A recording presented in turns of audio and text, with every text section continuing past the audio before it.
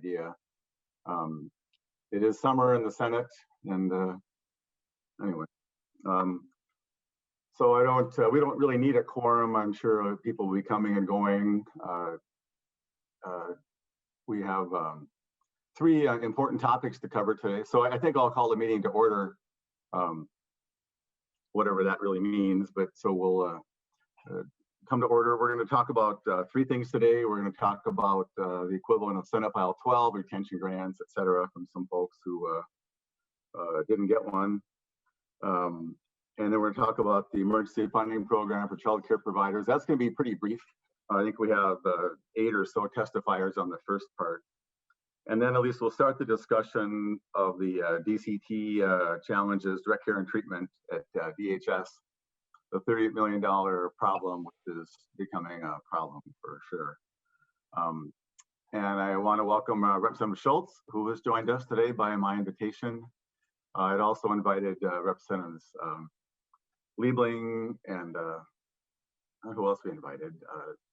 Representative Keel, and anyway, so it's we had Representative Albright here, and so Representative Schultz, I think you're an upgrade to that. Just to make sure he knows I told you that. And if you have a question along the way, you're certainly welcome to ask one as well. And so Brittany is gone, and so Tom is going to do a great job of filling in for her. I can't always tell if your hands are raised, and Tom will help me with that a bit. I'm not good enough to read it in this thing, so I'm just looking at his text.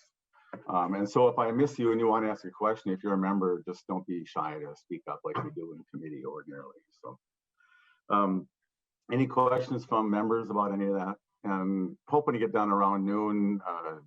That's not a hard time. If we get done earlier, that's fine. If we're doing important work, we'll try to be respectful of time, but that's my general intention. I think we can accomplish that. Anyway, so we've got a number of testifiers talking about their ongoing challenges at remaining open when the dust settles. And if you recall, the original Senate position was to have the retention grants for a good number of providers, all the day service ones, all the employment services, the EIDBI, the CTSS, and the NEMT ones. The House preferred a more slenderized version, shall we say. And so I agreed to, in the hope of getting something accomplished, we accepted their narrower concerns in the effort to create a bargain here.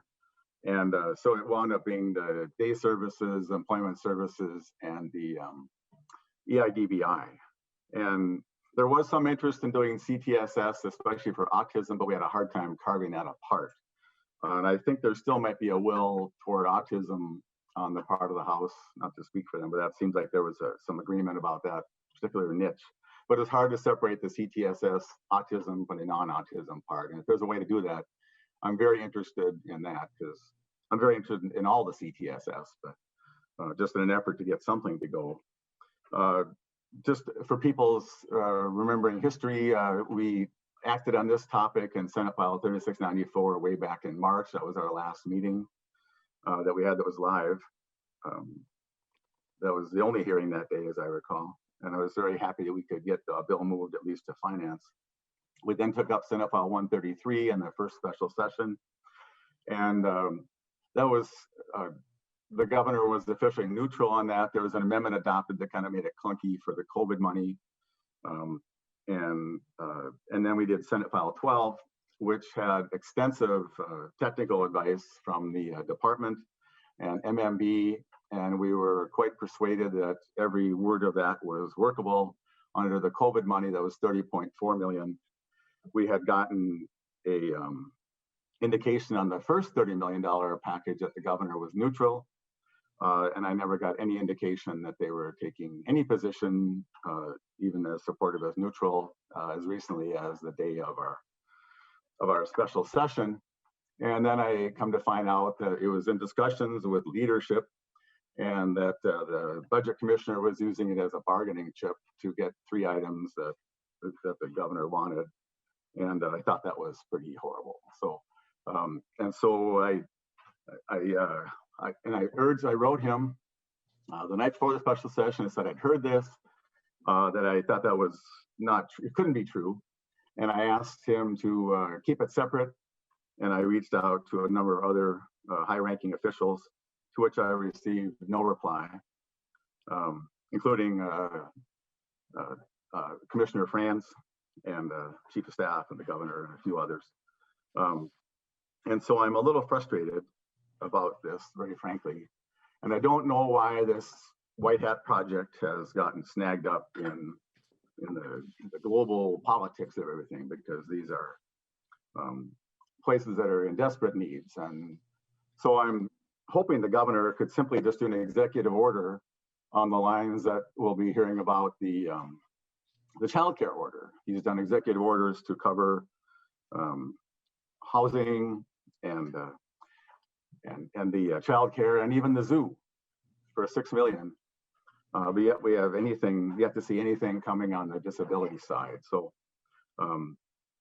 if you can sense my frustration, I'm actually toning it down. I have a much stronger speech in me, but I think that would not be productive to get to a closure on this. So, so the plan is we're going to hear from our various testifiers, and Ms. Gilbert, Ms. Johnson, Ms. Dabracki, Ms. Nolting, Ms. Lamping, Ms. Zempel, and Mr. Wagner, and I think that's all we have on that topic.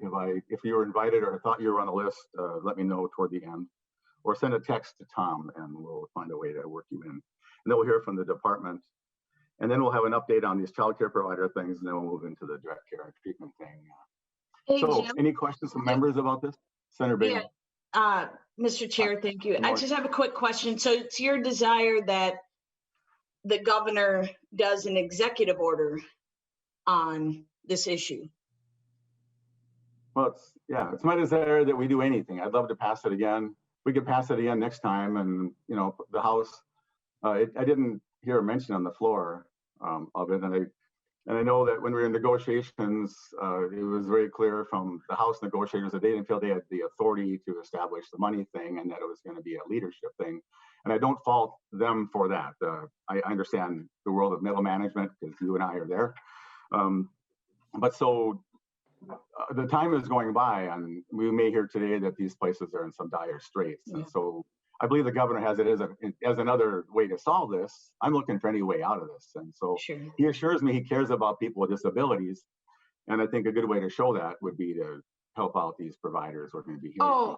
So there's no doubt in my mind that Governor Walz cares about people with disabilities, no doubt. But I'm just trying to wrap my head around this. So if you want an executive order, that would mean that the governor has to have the peacetime declaration, right? You've been here longer than I have, so I'm just trying to clarify that. Well, he's got it right now, and so I'd be happy to pass the law. It's a good thing he does have it, so he can address this, because we can't. So. And actually, what it would be a request to the LAC, and there's a term for that. That's the wrong term.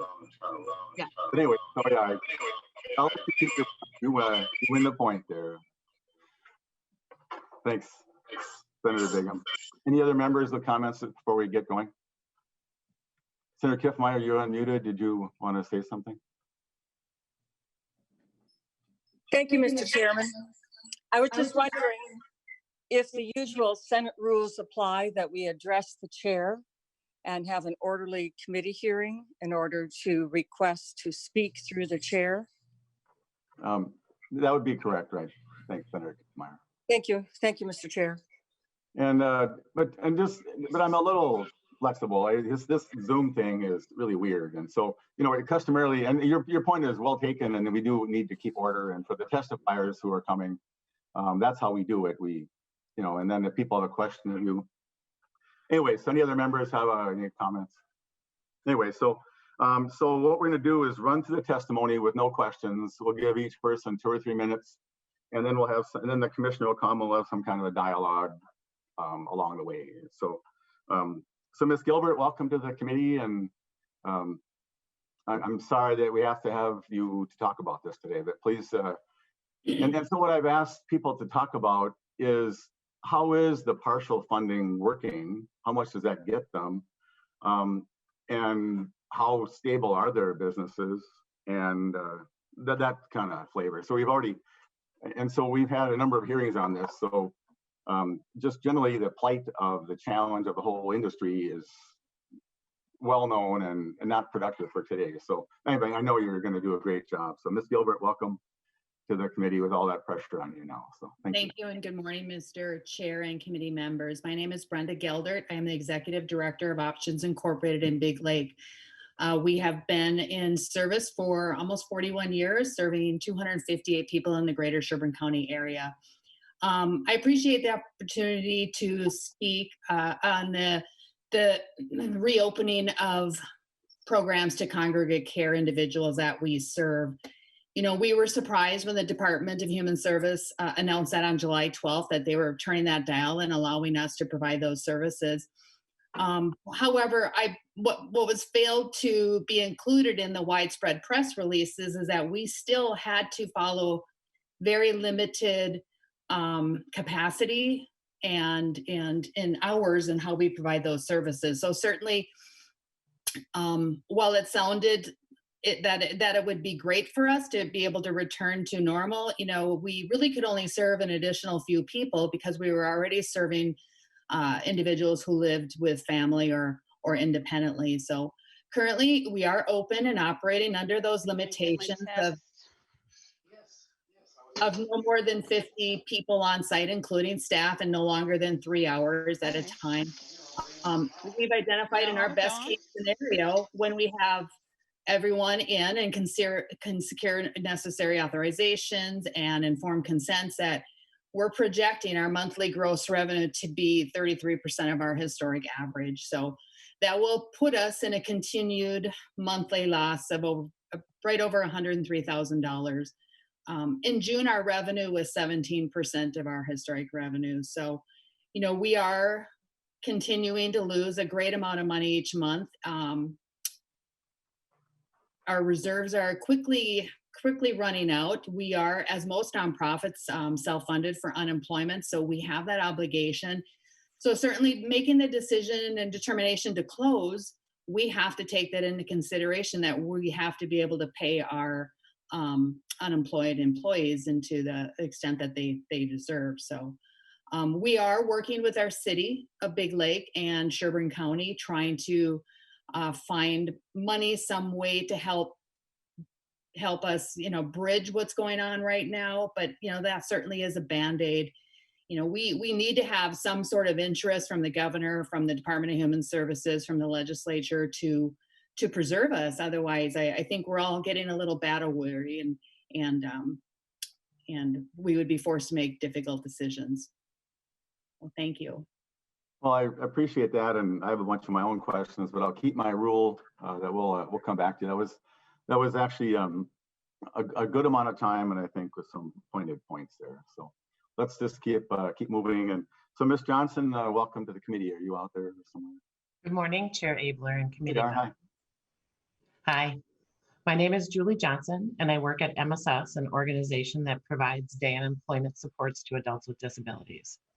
I'm also the current president of the statewide association representing the nonprofit organizations that provide these critical support services across Minnesota. Providers across the state work diligently to ensure that people with disabilities can lead the lives that they choose, including meaningful options for employment, opportunities for self-advocacy and skill building to become more independent, and engage deeply with their communities. To continue to do this, we must have a strong system of quality service providers. The 100 organizations located in communities across the state that provide these supports to Minnesotans with disabilities have been facing significant financial hardship since having to close down most of their services mid-March. This has meant for most organizations the loss of about 85 to 90% of their monthly revenue, while still incurring those monthly fixed costs and paying important benefit obligations to our staff. As the president of the state association, I talk to organizations every day that are running out of financial resources to weather these losses. Some providers are evaluating their financial situations on a week-to-week or month-to-month basis. Even with the guidance from DHS on how to safely begin to reopen services, many providers are still only serving about 25% of the people they were serving pre-COVID due to the medically complex characteristics of many of the people that we serve. As you can imagine, this exacerbates an already dismal financial outlook for many providers. I would like to thank the senators who supported SF-12 this past special session. The grants proposed in this legislation would have provided some much needed emergency financial assistance to allow us to address some of those fixed costs we've been incurring these past months without reimbursement. And the separate grant dollars included in that legislation would have supported our efforts to adapt our service models to deal with the new normal so we can continue to move to the next chapter of supporting Minnesotans with disabilities and their employment and life enrichment goals. As we are all aware, the legislation did not end up being enacted this past special session. Therefore, I and many other providers are fearful that we're facing a reality that these disability, employment, and day supports will continue to shrink in Minnesota communities around the state, and that individuals with disabilities won't have access to a robust service options when it's safe to return and when they're ready to make that step. This would not only be a great loss to the people that we support, but it's a great loss to the local communities in which we operate our businesses. We are asking that all policymakers partner with us to allocate the much needed emergency financial funding to help coming back from this pandemic with a greatly weakened system of support options available to Minnesotans with disabilities as they pursue their goals for employment and life enrichment. Thank you for allowing me the opportunity to speak with you this morning. Thank you, Ms. Johnson. I really appreciate your comments. Ms. Zabracki, hope I didn't ruin your name there. That is welcome to the actually, committee. that's perfect. Okay. All right, cool. Welcome. Thank you. Chair Abler and committee members, my name is Julie Zabracki, and I am the CEO of Partnership Resources, Inc. For the past 60 years, we have provided employment and day enrichment supports to Minnesotans with disabilities. Pre-COVID, we served 325 people in Hennepin County within our day service sites and in over 70 competitive community-based job sites. These services represent 96% of our revenues.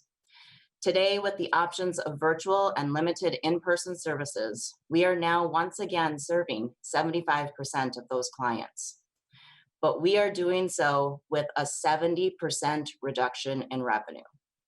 Our yearly $6 million budgeted revenue is now down to under $2 million under these new ways of service delivery. Service delivery and capacity is different today.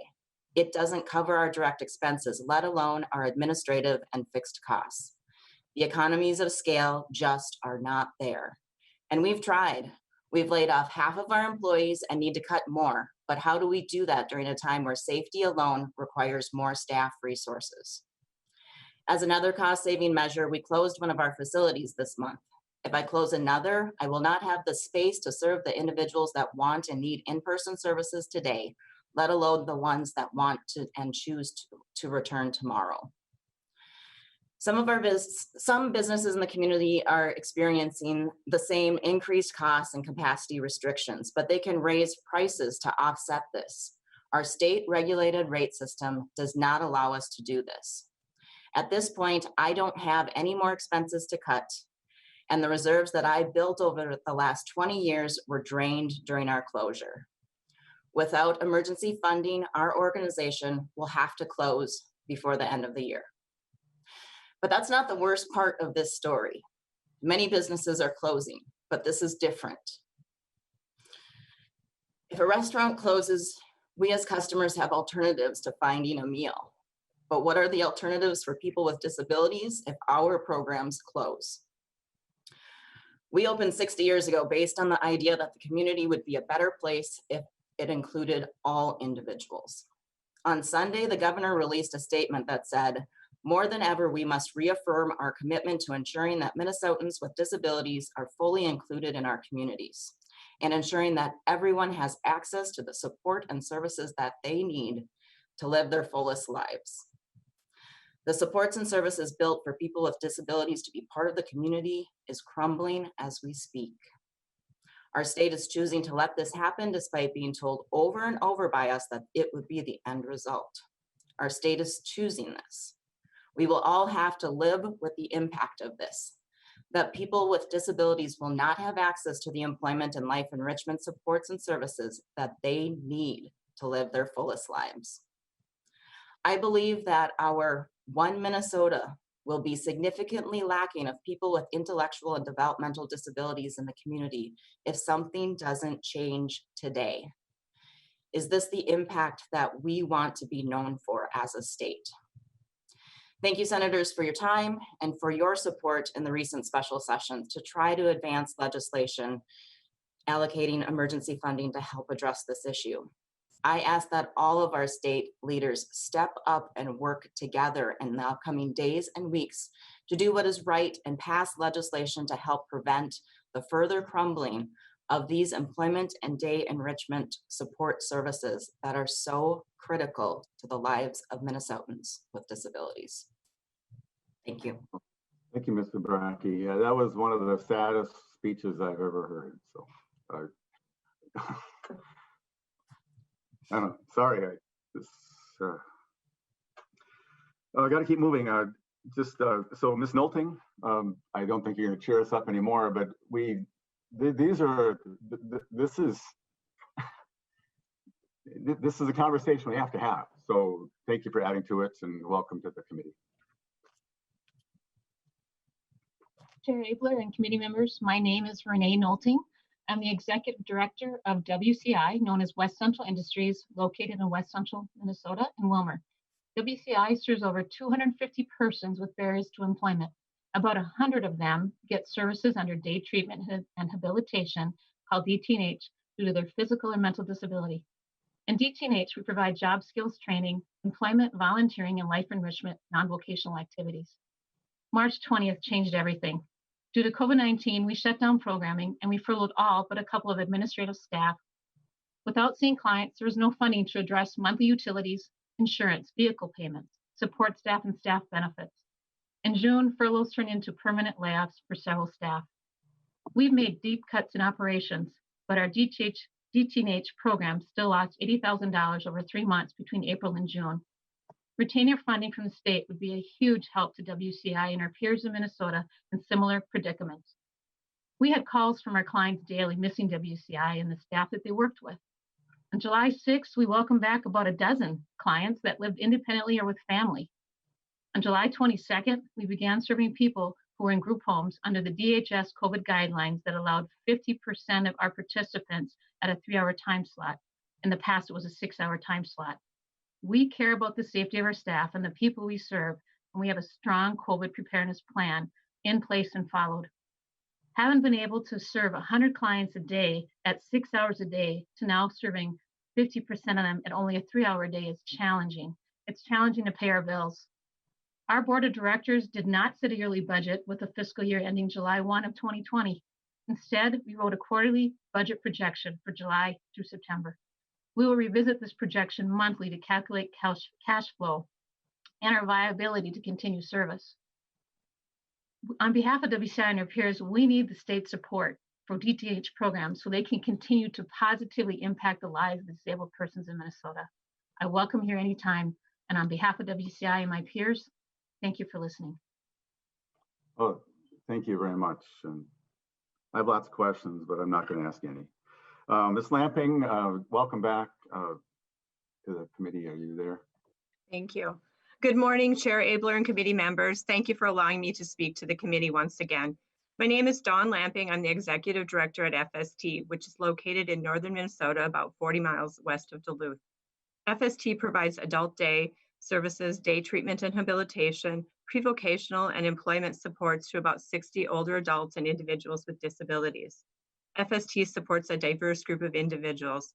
We are diverse in age, ability, levels of support, as well as cultural and ethnic backgrounds. Unfortunately, our financial position has not changed significantly since the last time I spoke to the committee about how we had to close most of our services down in mid-March and have not been able to access state support in helping to cover our fixed costs.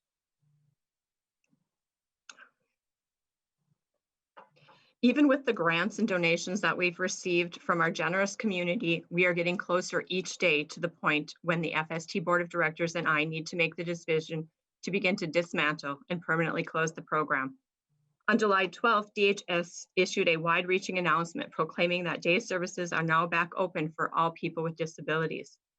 While this is a step in the right direction to restore the rights of individuals with disabilities, there are still many individuals with disabilities who are not yet comfortable returning to services due to their complicated medical needs. Additionally, Minnesotans with disabilities who access the specific program Adult Day are not yet allowed to return to services. And my management team and I spent much of the week of July 12th having to inform these individuals that we serve an Adult Day that they could not return, as they were not included in the new guidance. As of the end of June, our lost revenue is just under $305,000. FST is currently serving 12 individuals on a limited basis compared to the 60 we provided services to pre-COVID. The revenues for these 12 individuals is about $15,000 per month, which is about 17% of our projected $90,000 per month pre-COVID revenue. This revenue does not cover our fixed costs and cannot help us recoup the previous 3 months of almost zero revenue. It barely covers staff wages. The fact that FST is facing permanent closure due to the lack of revenue is sad for many reasons, the most important of which is the simple fact that now Minnesotans with disabilities that we support are facing a future with limited choice. FST has a long-standing relationship with the Floodwood community. These programs have been developed and grown to benefit both the community and those that FST supports. That small town sense of community dies with FST if we are forced to permanently close. Please continue to advocate for our programs and those we support in these programs. Your efforts to secure retainer and reinvention payments to our programs is very appreciated and much needed. We must continue to work together to allocate funds now to help ensure the future of these critical supports that allow Minnesotans with disabilities to have meaningful employment and life enrichment options. Thank you. Yeah, holy cow. Thank you. Anyway, I promise we keep going. So let's move on to Ms. Zempel. Welcome.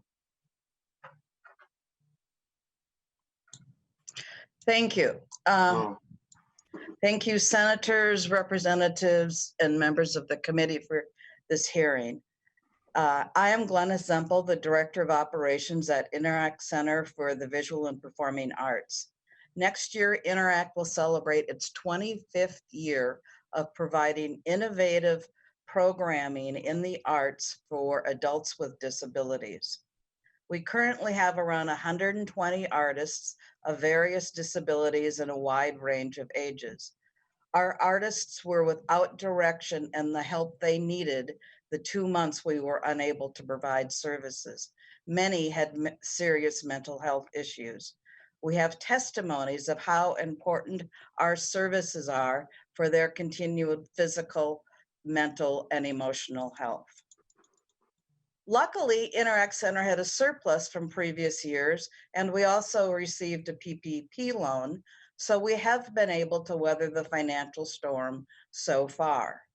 But now with our loan funds used up and our surplus almost depleted, we have needed to furlough staff part-time. A couple of staff are furloughed full-time, and I'm also asking for deferment on rent payments. This is the only way we will make it through 2020 and have some cash in our bank to pay the bills that come in January of 21. We know this pandemic and the cuts to our services will last well into next year. We need help so we can survive the pandemic and fully reopen when there is a vaccine. Our services are vital to the disabled community. The testimonies from many of our artists speaking on their reliance to keep them healthy, both mentally and physically during these trying times. We are currently providing alternative day services via virtual learning and Zoom, but we can only bill for about half of what we normally bill. Our fixed costs, however, remain the same. A retention grant will help us cover the amount of fees we are losing and will keep our virtual doors open. The option for in-person services would lose us even more money since we could only bill for 3 hours per day versus the 4 hours per day in virtual services, and we would also have fewer clients. In addition, we would have costs associated with providing a safe workplace with PPE and other supplies. These costs are not affordable when we're billing less than half of what we would normally bill. A reinvention grant will help us grow our virtual programming and aid in designing a new innovative way to provide services to those who are housebound and to those who live in areas without adult day centers. Our concern is that with the financial difficulties and many centers closing, there are going to be many people who are needing services, and Interact would like to be able to provide those services virtually, but we need financial help to be able to do that. Thank you. Our development director, grant writer, and executive director have been reaching out to foundations and the governments for grants, but the competition is fierce and many foundations are not giving donations at this time. We were awarded a Minnesota State Arts Board GenOp grant, but that has been delayed and will be significantly reduced due to COVID-19. This State Arts Board grant is usually around $100,000 and one of the very few GenOp grants we have to help pay for our fixed costs. So now we don't even know if we're going to be getting that. Wow. We were unable to bill for services for 2 months between mid-March and mid-May. Then we were allowed to start providing virtual services. In these 2 months, we lost $200,000, and each month since, we are losing $50,000 in client service fees. By year end, I project we will have a total loss of at least $600,000 in client service fees. We have some earned income revenue normally, but because of COVID and everything being closed, we no longer can have our gallery openings or our live performances or perform in workshops. These combined earned income sources bring in about $50,000 a year. So we are. Ms. Semple, if you can just comment on how it's, what your fixed costs are, and then you have to kind of bring it in for a landing your passport. Yep. Thanks.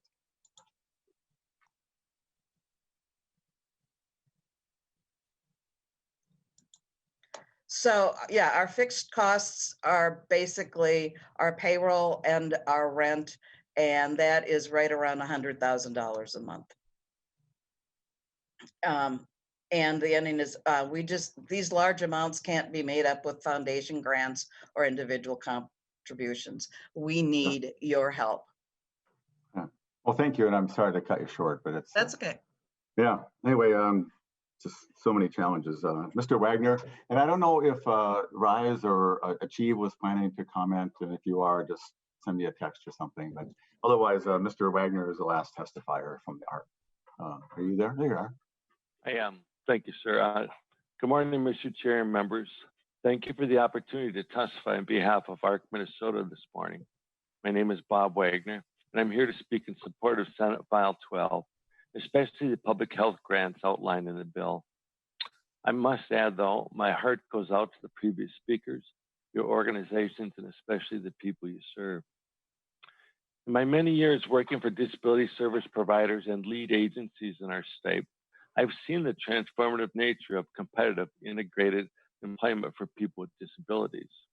Securing work at minimum wage or better is life-changing.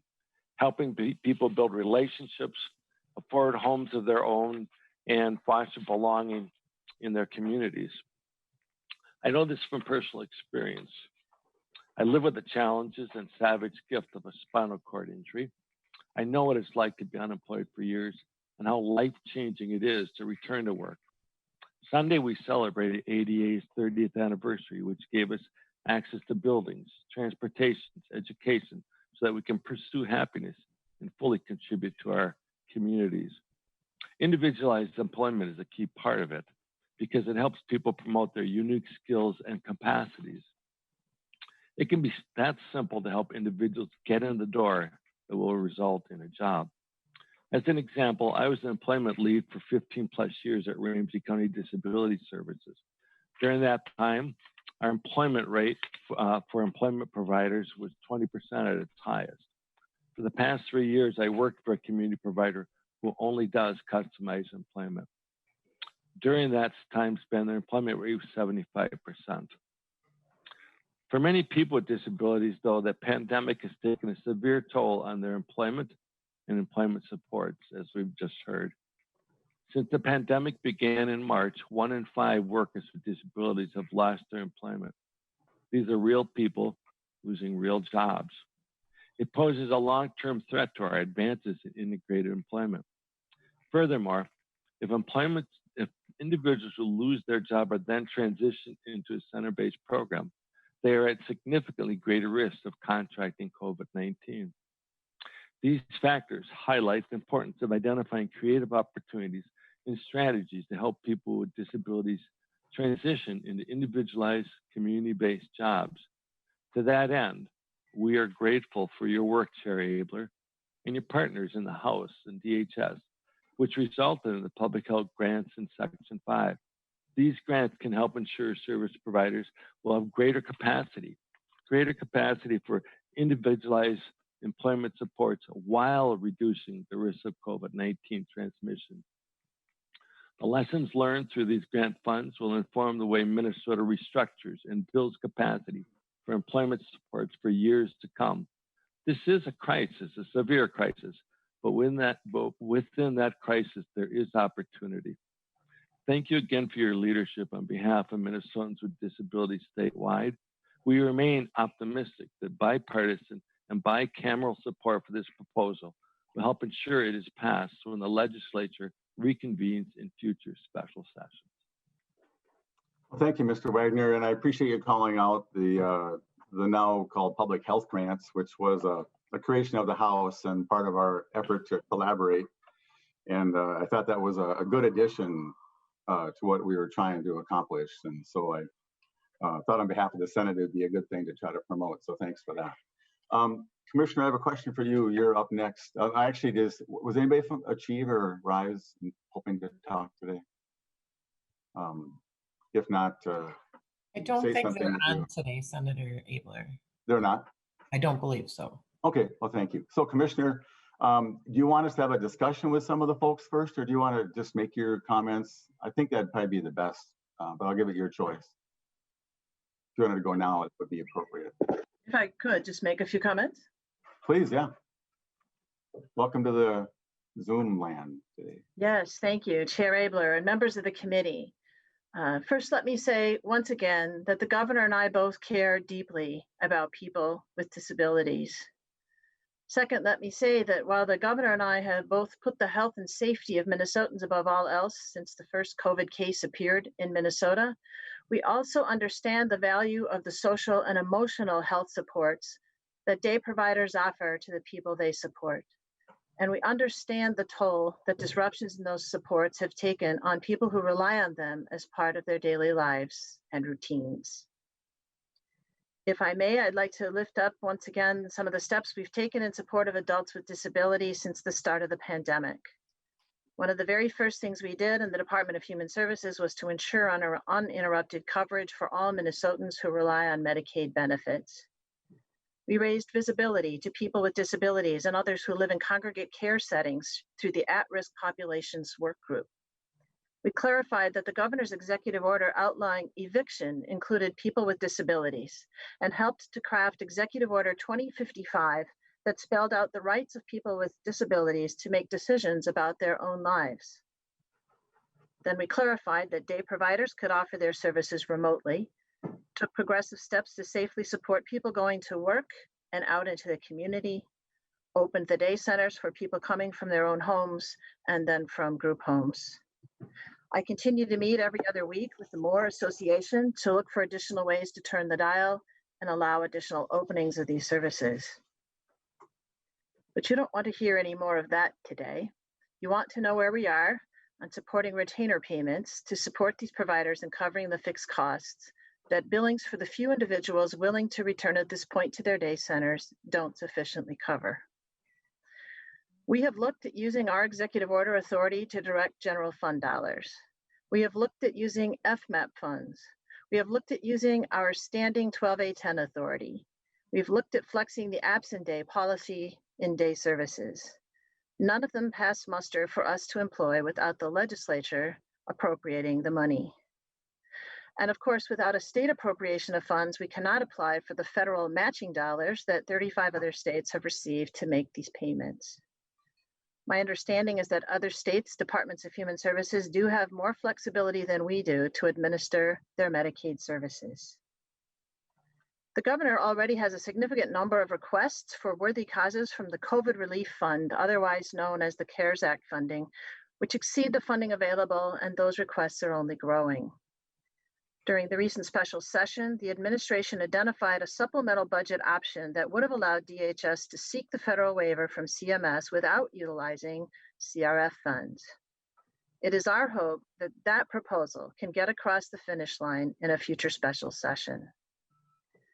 It's a harsh reality of living through this pandemic that we've all been cooped up in our homes, unable to connect with family, friends, and neighbors. That harsh reality is particularly harsh for people with disabilities. I've been impressed with innovative approaches by organizations like LifeWorks, who's doing remote cooking classes, music therapy, and job coaching. Opportunity Partners, whose staff members kept up conversations with their previous pods of individuals via Zoom, and the lovely remote support of artists with disabilities provided by the Interact Arts Organization. We hope that providers can continue to use the flexibilities we've been able to allow them to creatively adapt their work to the realities of COVID and then readapt them to a new normal after COVID, helping Minnesota to imagine the future of these services. But I completely appreciate that that does not replace the passage of a bill in the next special session to support these retainer payments. Thank you. Thank you, Commissioner. And I have a few comments and then we'll open it up to members. And members, if you want to ask any of the testifiers a question or the commissioner, that'll be our thing. Commissioner, I'm glad you appreciate the disruption. And I appreciate that you have attempted to turn the dial limited by your safety concerns, which I think are valid. And I'm happy to hear perhaps an evolution of the department's thinking that dial turning has provided insufficient revenues to fill the hole that the closure times have created in these budgets. I think at one point it was legitimate to think that perhaps there's enough work and the 50% enough money coming out the door. But I think if it wasn't clear before, I think it should be eminently clear now that those revenues are insufficient for all kinds of reasons. For instance, if a company serves 200 people that are not suited to be out in public working, but the day service is their best option, that they're limited to 50 people in these sites, including staff, and so the 50% doesn't even come into play.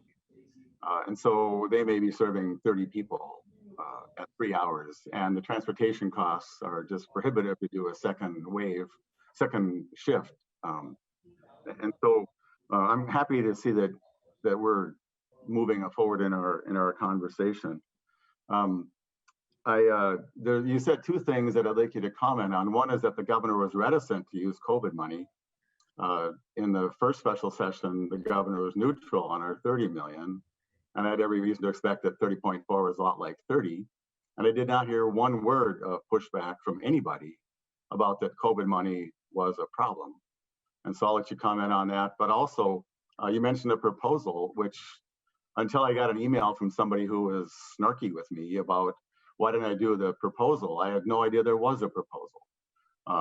And it thinks if anybody would know there would be one, it would be somebody would tell me. Because as recently as the day of special session, when I wrote you and all those others my text urging them to let this go on its own, there was no comment back like, oh, there's a proposal. Oh, the COVID's a problem. In fact, in all 6 cases, I got back no response of any sort from anybody. So if you would please comment on those 2 things, I think that'd be great. Well, I can't speak for the governor, and I wasn't in those sessions either where people were talking about how to get things done in the last special session. We were just asked for some technical assistance to understand what the options were. And as I said, we've looked at every single option that we had available to us and simply provided some technical assistance in those final conversations.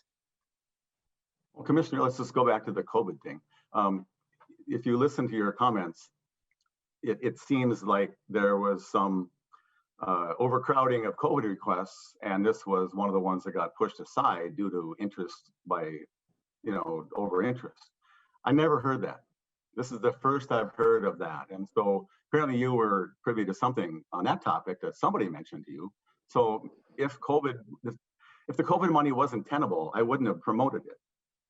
But as recently as a month before, the governor thought he was neutral on that, but for the fact of a slight snag, which I thought could have been worked around, even if it were passed, we would have passed it then. So I'm not having you here to embarrass you. You've heard the testimony of these individuals. We're laying off people that have made this their career, people who make almost no money, who love the work, who are now going to be thrown into unemployment land, probably disparately in the equity groups that we're trying to rescue. And that in these that have chosen this employment, which gives them a great deal of satisfaction, it keeps their household open. So do you want to say anything else about that? Well, in the last hours of a special session, all kinds of attempts are made to bring things together and to come to some agreement. So lots of options were considered, and in the end, the session ended, and nothing happened in this issue. Okay, and so then just a second question. And so you mentioned this alternative proposal using some general fund and so on. Was that a bona fide proposal, or was that somebody working on it in your workshop and working to the governor where did that go? Because I never heard about it. And it was one of the options on the table. And I wasn't at the table, so I don't know exactly what happened with it. All right, just so you know, it's news to me. So I never heard a word about it until this random citizen somehow knew. So, all righty, well, thanks. Questions from members? Oh, and by the way, just one thing while you're coming, I got a text from a friend, Senator Begum. Actually, the governor could use his executive powers under the emergency to request that money, but under normal rules, the governor can use the LAC process without these powers to make a request to spend federal funds. So if the emergency were gone, that's not the point of the meeting, but I thought I'd just comment to that. So, so members, Senator Benson, I see you're unmuted. Mr. Chair, I did raise my hand. I'm not sure the order that we're going in, so There's no order, so and maybe Tom will watch for raised hands. I don't have a 14-year-old to help me with my computer here, so, and I have no CA at my side, so I'm here by the laundry room and my dining room. So anyway, go ahead. So Senator Kiffmeyer, you're on deck. I see your hand. See, you're actually waving your real hand. Okay. Senator Benson, go ahead. Thank you, Mr. Chair and Commissioner. And I have heard stories from the day providers, and we need to set some stability as we move towards transition. But I have a couple of things, Commissioner. If you could reach out to your staff or whomever had that proposal. I was searching my inbox, but I don't know whose name to look for if that proposal was communicated. And if you could let me know, I'll check with Senator Gazelka and our Chief of Staff to see where that proposal came from and when it came in. I know on the dental language that the Senate passed, it got hung up in the House twice because the administration at the 11th hour, even though they'd been engaged in technical support all along, decided that there was something that needed to be done. And so the House didn't act on language that the Senate had passed. And so I think there must be a communication issue of some sort. And so maybe if you could have your staff send me that information, I can figure out where the gap is, and then we would at least be aware. Did my best to find it, but I don't know who to look for. And then if we're going to transition day services to employment services, there needs to be a plan. And I know a lot of the day services are starting to transition to employment services, but there needs to be awareness that we have different populations, and creating a financial crisis that closes services without some plan for capacity is highly problematic. And so I haven't heard specifics about acknowledging, for example, there are people who are not safe to work in community. There are people who won't choose to work in community. Are we going to keep capacity for them? And is that part of the conversation? I know that the folks on here who run these businesses don't want to hear that we are going to reduce capacity, but I think saying it out loud for the public, are we going to have a 5% reduction or 50% reduction? What is the goal and over what timeline would at least help us understand? And then let's provide stable funding to retain the capacity that we do think is necessary to support the disability community instead of the chaos of driving these folks to shut down. So if we can at least acknowledge that we're going to plan some reduction in capacity, I think and folks know what the plan, that there is actually that conversation. This use is completely appropriate CARES funding use. There's nothing at the federal level that prohibits these retention payments, and they are specifically hurt by COVID. And so this is completely appropriate. And so I haven't heard objections from the administration, except we want to save it for other things. They want to save the CARES money for other things, but I haven't seen a list of what they want to do. We get periodic requests. And there's a new request that we were presented with yesterday. This hasn't made the list, but there's some idea of where that CARES money is going. I think we're still at $300 million, a little more than that. So I regularly review LCRC requests, LAC requests that are within this purview. I'm on the finance committee. I have no idea what that $300 million is being saved for and why this can't be part of that plan. The administration hasn't articulated that. Not your fault, Commissioner. You have one slice of administrative responsibility.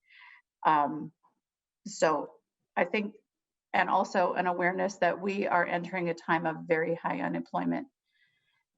And we might need some of these day centers to have a place for respite for adult foster. For example, if you're an adult foster provider and you thought there were going to be day services to support your adult foster choice, you might choose to not be an adult foster care provider without services like this. And as we face growing unemployment, it is less likely that people with disabilities are going to find placement in the community. Lots of places where they had worked and had been welcomed are at limited capacity and are hanging out by their fingernails. And so, Commissioner, I threw a lot of things at you because I'm going to get one shot and then I'm going to shut my video off and listen. But if you could make sure that your staff lets us know what date that was communicated to the Senate and who you communicated to, if you could talk about what the governor's plan is for the pile of CARES money that's still available, to the extent you're aware, and then transition plan, if there is one, or when we'll see one. And lastly, what do we do about rising unemployment and having support services available? And we know group homes and adult foster care count on day services So those are, I think that's 4. It's a lot, and you don't have to do extensive answers on all of them. I just appreciate the opportunity. Thank you, Mr. Chair. Thank you, Senator Benson. I think you said it very well. And so, Commissioner, how you want to reply the best you can to all those questions. Chair Abler and Senator Benson, I will look into when and where the proposal went, so we will check that out. There is no plan in the state of Minnesota for reducing capacity in day center providers. We have, as you both know, I've really focused my time during COVID on seeing what we could do to reopen these centers and get them back into service. And it's clear now that many of the people that they support are still reluctant to come back. And so that's a problem. Appreciate that. And so there was this proposal in the last special session to do something to support their fixed costs, and it didn't pass yet. So that's an issue. But there is no plan to reduce capacity. I'm not sure, you said 4, that was 2. That I caught the last couple questions. Sorry. Senator Benson, do you just want to repeat the last couple? Thank you. Mr. Chair, it's my understanding now that there's over $600 million in CARES funding available. And right now, we don't have a lot of visibility as to what the governor is holding back those funds for, and why this would not be a good use of those funds. So that was one.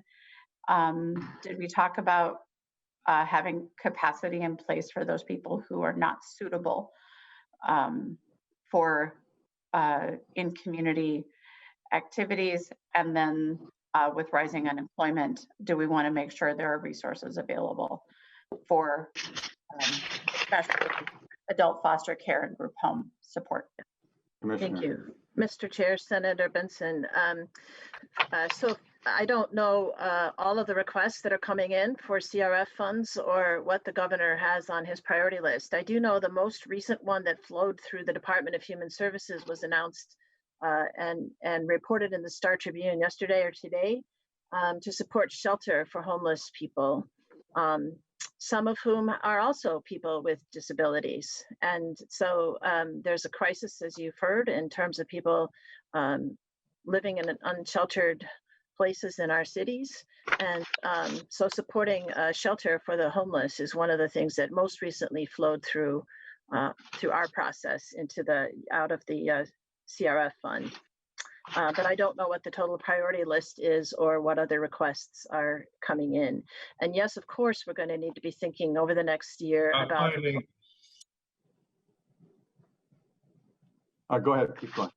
About employment for Minnesotans everywhere, and certainly for people with disabilities.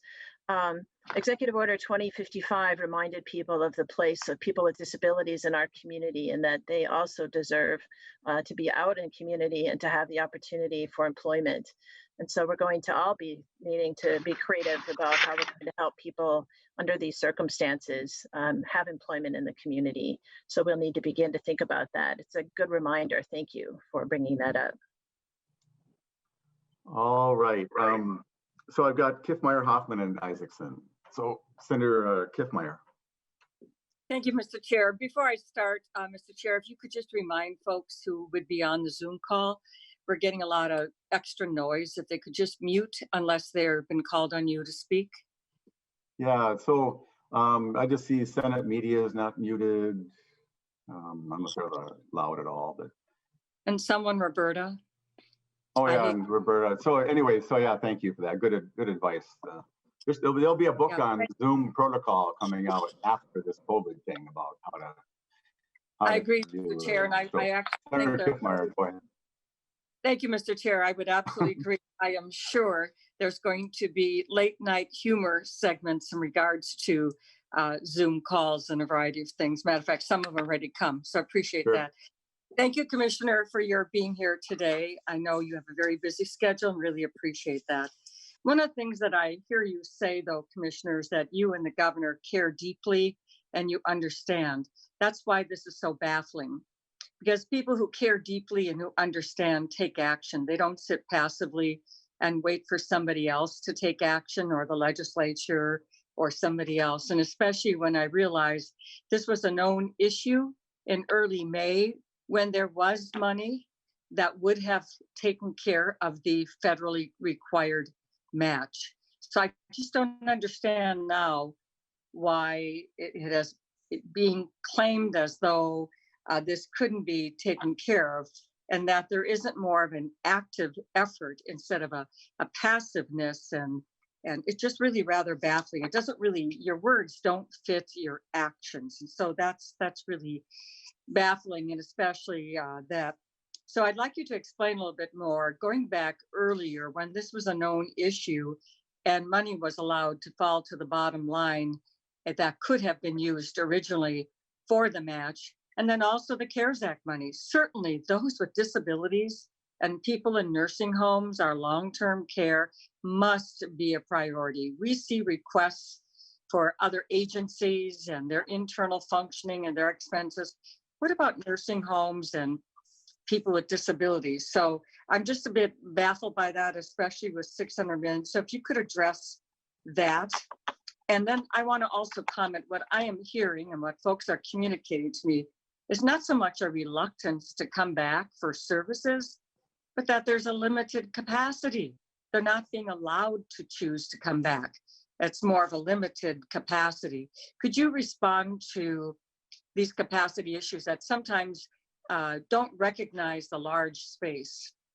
Some of them are smaller, some of them are larger space, but it's though there's a one size fits all this kind of situation and not the recognition for the mitigating factors. So I know, just like Senator Benson, those are a few areas that I would like you to respond to. And if you need me to clarify anything, I'll certainly be glad to do that. Thank you, Mr. Chair. So Senator Kiffmeyer, so you're talking about the limit of 50 people on a site. Is that part of your question? That's part of it, without regard to the fact that the space of the facility might easily, safely be able to accommodate more than 50. Right. So good. I just wanted to make sure we covered that too. Commissioner.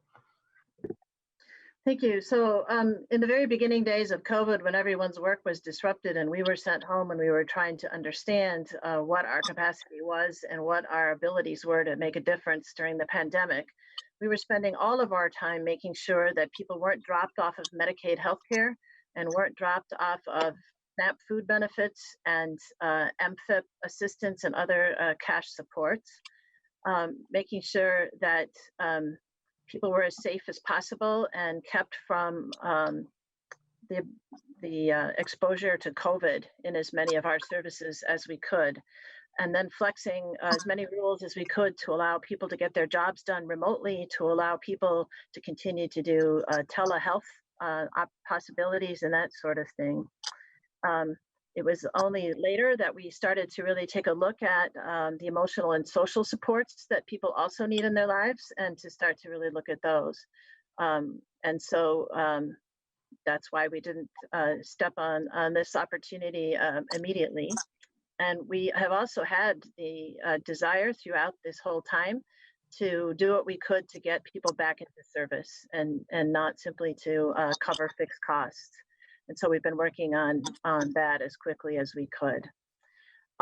In regard to the 50% capacity, I stay in touch, as I mentioned, with the Moore Association every other week. And so far, they've communicated with us that the 50% capacity is not the limiting factor because people aren't coming back. And you've heard people here today say they're at 30% of their normal people coming back, or 25% of the people have come back. And so as I understand it so far, from the data I have and the people I've talked to, the 50% capacity has not been the limiter. We are very open to looking at that if that is the limiting factor for some of these providers, and ask ourselves what's next if we turn the dial. Every time that we meet with the Moore Association, we ask what's next, what's the next thing that needs to move, that needs to turn. We also use the 50% capacity and 50 people in a room to match what the Department of Health was doing at the same time about people meeting in public accommodations and other spaces and other businesses. And so we've tried to match with what we were doing, the kind of caution and the kind of openness that was being reflected by the Department of Health in its decision. Senator Kiffmeyer. Thank you, Mr. Chair. And I appreciate that, Commissioner Harpstead. I know that was a very difficult time. And Mr. Chair, I'm just really puzzled why we've passed it in the Senate bipartisan in both special sessions so far. So since we have some House members here today, would it be okay? And by the way, my understanding is that it wasn't 50%, it was 50 people. And so if we can just make sure that that is clear, that that is the standard, not 50%. If it were, then those places that are larger would have a greater capacity, go beyond 50 people. So if we could just make sure that that is cleared up, maybe the commissioner can either say so now or something later. Let's do that now, Senator Kiffmeyer. Let's Okay. solve that question. So, and I think it, as I understand, it's 50% up to 50. Our church is going to open in a couple weeks at 250, and that's going to be of all sorts, staff and everybody. So, could you comment on that, Commissioner, please? The 50 up to or 50, whichever is less, I believe is the wording. I can double check it. Whichever is less, Mr. Chair. Right, so only 50 counting staff. Yes. So, Commissioner, I think that's a problem. I think as you offer the governor or whoever advice, you know, and I'll come back to you. I just I'm just having a hard time not exploding here on some of these points. These I don't know if you looked at the kind of folks that testified this morning. They don't want to hurt anybody either. You know, the caring about safety is not limited to the governor or Commissioner Malcolm or yourself and your staff. Shockingly, or not shockingly really, but school boards care about the safety of their students. These staff here care, I care. And the 50% for 3 hours, the 3 hours was another point that made no sense either. So if you're going to change two things to going forward with your dial setting, which I'm trying to say it as polite as I can. I don't even like the dial analogy because it, anyway, but so if you can get them 50% for 6 hours, they will make sure they're safe. The guardians of the people that look after these folks are going to make sure they're safe. And some aren't going to come. At least that way, the artificial barrier is gone. So anyway. So Mr. Chair, I think go ahead. Yeah, thank you, Mr. Chair. I think that is absolutely really important. That 50% should be 50% so that larger facilities that have greater capacity can serve their communities. I mean, this is really what it's all about, is serving their communities. But arbitrarily in the situation where some place is small and that 50 people, 50% works quite well for them, but these very large places which have much greater capacity, I would agree with that. Mr. Chair, that is really important. But I also want to say, Mr. Chair, if we can have the House members that are on this right now, since this was having an issue and a problem in the House, if we could understand what were the issues in the House that were a problem that maybe the governor or the commissioner can address. It's important for us to know in the Senate. We want to work with them. We want to listen. We want to hear. So since they're on this, would it be possible to hear and understand what was the holdup? What was the issue with the bill? Mr. Chair, that's entirely irregular. Well, I'm just gonna restate the question. So Senator Kiffmeyer is asking if Representative Schultz would yield to take up a question, and that's appropriate. She's here as a participant, and so she could take up a question or not. And I'm not gonna. She has total freedom in that way. So, so Representative Schultz, would you like to comment? And you don't have to. Sure. Abler, I'm happy to comment. Okay, thank you. Welcome to the committee. It's nice to have you here. It's I'd like this across the street thing. So go ahead.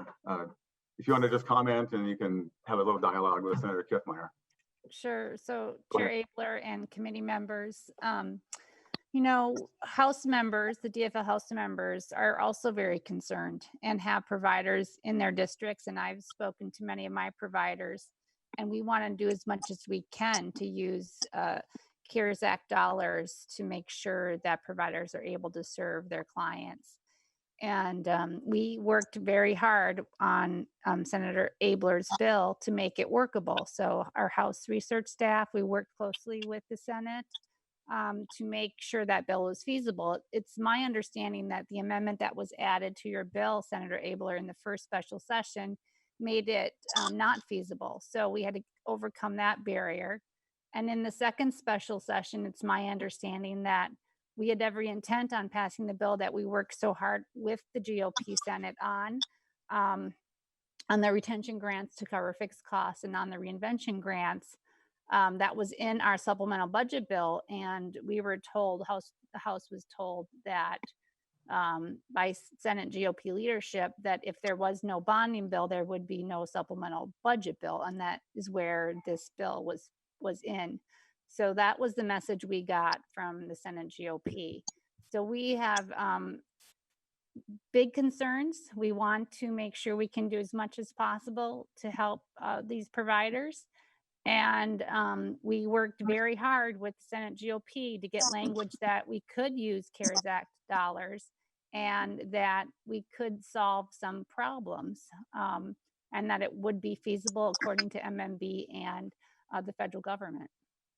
Right. Mr. Chair, if I could, to that point, if Representative Schultz could tell me who, because supplemental budget and bonding bill were linked, but this was never part of any supplemental budget proposal I saw. So if Representative Schultz could send me the email of the person who said that this was part of the supplemental budget and that's what, and that was part of the negotiating, I would appreciate knowing who said that, because this was never part of our supplemental budget discussion because it was CARES money, separate issue. Yeah, and I was just going to comment there too, and Representative Schultz, thank you for that. This was always a standalone project. The only linking to the supplemental budget bill was by Commissioner Franz, presumably on behalf of the governor, where he was attempting to use it as a bargaining chip to obtain 3 items that the Senate was reticent to do. It was, and my comment back to the administration and those 6 people I wrote was that this was a standalone project, was not general fund money at all. So, so Representative Schultz, are you saying that money for retention grants was in your supplemental budget bill? I knew there was PCA funding in there. Senator Abler and members of the committee, I'm not sure. I don't have emails. I'm not part of those leadership discussions. Yeah. That's above my pay grade, Senator Abler. Yeah. But my understanding is we were negotiating with the Senate GOP to get bills through session, and we wanted things like the PCA bill to increase wages for PCAs, also very important for people in Minnesota. And so we wanted to make sure we were getting bills that we thought were a priority, as well as bills that the day services provider bills. We wanted to make sure all of those things got passed and were approved by the Senate GOP. Right, but I don't believe that your supplemental budget bill included anything about retention grants. So anyway, so Senator Kiffmeyer, I guess you still have the floor. So. Thank you, Mr. Chair. Yes, it was a standalone bill, was not in the supplemental spending bill, but the reason why it was linked was from the governor's office through Commissioner Franz. That's where the link was, but it always was a standalone bill, and it should be dealt with. Just people with disabilities should not be put in this kind of a position. They should be able to have the courtesy and the respect having this dealt with and stand on its own. And I think that would be an important future possibility. But again, Mr. Chair, I still think with the governor's authority right now, he can use the CARES Act money to match the federal grant and do this. I don't think that even in regards to this legislation, we're doing what we can. Mr. Chair, I do not believe that the governor has to have this Senate File 12 in order to do an executive order to use the CARES Act money to meet the federal match. Senator Kiffmeyer, you and I agree. So at this point, my last hand is Senator Hoffman, and I think we'll bring it in for a landing after he finishes his time on the floor. Senator Hoffman, welcome. Thank you, Mr. Chair, and thank you. I mean, these discussions, I absolutely, I'm proud of the work that we've done here, and there's some honest conversation here, and there's, some optics in here that could turn into finger pointing and politicizing and bickering, and it hasn't, right? These are some real hard things that we're dealing with. And Senator Abler, to hear that a lot of us in this conversation weren't part of a discussion that could or could not have, or perhaps had some kind of trade material in there, making this a political discussion, is really sad. And I agree with everybody's comments that this should be a separate standalone conversation. And to Senator Kiffmeyer's point, if you look at supplemental budgeting now, right? If we would have done that back in March, and Senator Abler, I'd sent you the 8-page Schedule K thing that you can fill out. It's already pre-filled out for you if you just want to add to that. But that 42 million actually cost us 84 million, and that 42 million to the bottom line. So to Senator Kiffmeyer's point, that's absolutely a true fact, right?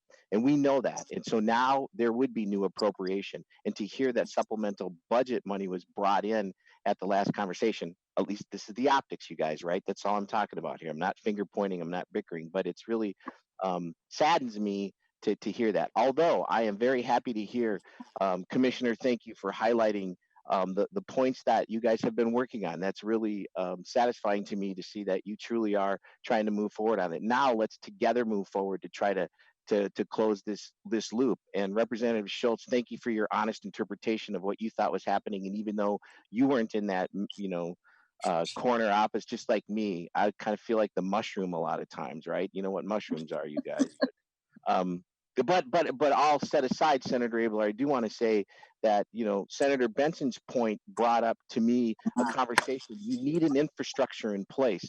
The state of Vermont slowly moved, and like Minnesota is, right? We're slowly moving to that independence that we want people employed. We want to follow the thing of the Olmstead provision of 1999. We truly want to do that, Senator Abler. And to Senator Benson's point, we need to have that infrastructure in place. And unfortunately, our testifiers are saying we're already closing. I go through the Anoka, go through Main Street Anoka to get to Senate District 36, which is beautiful Coon Rapids. And there's this building that used to be Opportunity Partners, and it is absolutely vacant now, Senator Abler, which is, by the way, it's 3 blocks from your Senate district. But I just wanted to say that these points are very valid, and I encourage us to keep having that conversation. We got to keep having the conversation. Senator Isaacson's going to lose 6 programs in his Senate district unless we have these conversations. And I'm absolutely want to say thank you for having this. I'm not going to point to the things or say anything, but I absolutely, I feel good that we've had an honest discussion about some of the barriers that exist. And there's a lot of shame on you kind of stuff we could be doing, but we're not doing it. Can we all commit to make sure that we go forward to make sure that this doesn't become a political conversation anymore, and that it becomes just a standalone, because the rights and obligations and priorities of people with disabilities, including those youth that we talked about, the EIDB, or little kid with autism. Yeah, you got it. Need to be having this conversation. So thank you for having this conversation, and let's all focus on that, Senator Abler. I absolutely want to say that. Well, and Senator Hoffman, you've expressed my heart in this too. That's why I passed the Senate 67-0, because it was simply an effort to help these folks out. And to Representative Schultz and Liebling and Cantrell, they were really good to work with as we worked out all the policy matters. And they were not empowered to allocate the money. Actually, our leadership said I could have 40 million out of the CARES money to put toward this. And I thought 30.4 was reasonable. It was almost like the last one the governor was neutral on. And so anyway, so Senator Rutke, so Senator Isaacson withdrew his hand, I guess, and Hotel California rules don't apply, Senator Rutke. So we have Senator Isaacson. So don't make me talk. Here, so we'll take Senator. What's that? Don't make me do it. Don't make me do it. I'll talk. Oh, that's all right. No, not that. So Senator Rutke and then Bigham, and then we'll wrap this up and move to the next topic. So Senator Rutke, are you there? Yeah, thank you, Mr. Chair. And a lot of what I had made notes on has already been said, but just a couple of things. I've heard that there's no plan to close day service providers, but if we don't fund them, what alternative do they have? I mean, it's excuses that I've heard as I'm looking through this stuff. excuses are over. We just got to get this done. And, you know, even from the House supplemental spending bill, using the service provider funding as a negotiation tool, you know, in my mind is totally unacceptable. I've heard it said many times it needs to be standalone, which I fully agree with, and I think everybody does. We just need to get standalone bill up or an executive order that moves forward and gets these people funded, because they're beyond their last dollar, and I mean, there's nothing else to do but get some money out to them. So that's about all I've got. So thank you. Thank you, Senator Rucky, and I know you're concerned about your place, your DAC up there. So, Senator Bingham. Thank you, Mr. Chair. Saving the best for last. Oh, thank you. I don't disagree with the importance of having this as a standalone. I don't disagree with the importance of needing to provide funding for these centers. I have them. I think each and every one of us have these very important centers that provide services. I would say that, and I'm glad we're having this conversation. I'm kind of focused on what you first said, which is to Representative Schultz, that you like having kind of this cross dialogue. And Mr. Chair, there's these things called conference committees that allow for that to happen, that have kind of been foreign to session, the last couple of them. And so I think passing the bills like we have, and then to the House, and then allowing the House to pass them to us and not concur and go to a conference committee is something that allows for you, Senator Benson, to be part of the discussions, so that the Senate has their position articulated, that decision-making is concentrated in the chairs, Mr. Chair, as it belongs. And I just think like this is a glaring example of how we could have had way more transparency on this issue. And I'm going to say it, the Senate has done, I think, multiple attempts at trying to resolve this issue, and they are passing 67 to nothing. But I'm saying the process is something that had it been a little different, it might have been a little bit more successful. I don't know where the negotiations are between the leadership. Now, one of us on this call is in leadership. Oh, maybe Senator Benson, but it's that to me is something where if we look at how the process is going, I think maybe we could have maybe had different results. I mean, we got questions about where are emails, we've got questions about where are proposals. Again, you know, conference committees allow that stuff to come out and have people put positions out. So I'll get off my soapbox, but that's just kind of what I'm saying. And I'm glad we also now like executive orders. I'll say amen to like 98% of what you just said. So actually, and just to wrap this up, I think it's been a really good discussion. On a constructive note, Commissioner, since the governor is not replying to me these days, would you please take him a message? Out of 14 outreaches, one call back, and other governors were more generous with that. But and maybe I invite him to call me. You can be my 15th outreach, and I'll give him this information myself. But I think if he would look into this 50%, not limited to 50, at these day service places, and allow the local, and the 3-hour thing is really a problem, and let the people there decide how long they think makes sense for the individual to be there. I think that's a simple thing, and it's absolutely a function of one of his orders. And then if you would consider creating an executive, not actually, it's an LAC request on the order of what we're going to talk about next. And based upon the model of the $841 million that went to the counties and cities and townships, where the governor actually mimicked the work that was passed by at least by the Senate and got snagged up in the House or something. And also much akin to Senate File 1200, which was all those executive orders that he mimicked there. So there's I just want to say thank you to somebody about helping keep all these folks open. And we find ourselves in a position of kind of feeling like we're locked in a room and no one's listening. So, so that's my, I'll leave it at that, Commissioner. And And I just hope that if there was a proposal, I'll just stop talking and leave it as a constructive end. But I would love to hear some reply from the governor more than crickets, which is what I've gotten so far. So, and so with that, let's put this topic aside and welcome, and not to be done yet, but let's welcome Nikki Farrago talking about the governor's executive order to spend $56 million on childcare. I think I'd like about a 5-minute just review of that, and then we're gonna move on to a topic that's also a challenge. So welcome to the committee. And we all have a handout in your attachments. There's a comment, but this is in your handouts. So, Ms. Farrago, welcome to the committee. Thank you, Chair Abler and members of the committee. I'll make my comments brief. I'm Nikki Farrago, the Assistant Commissioner for Children and Family Services at DHS. Thank you for having me today.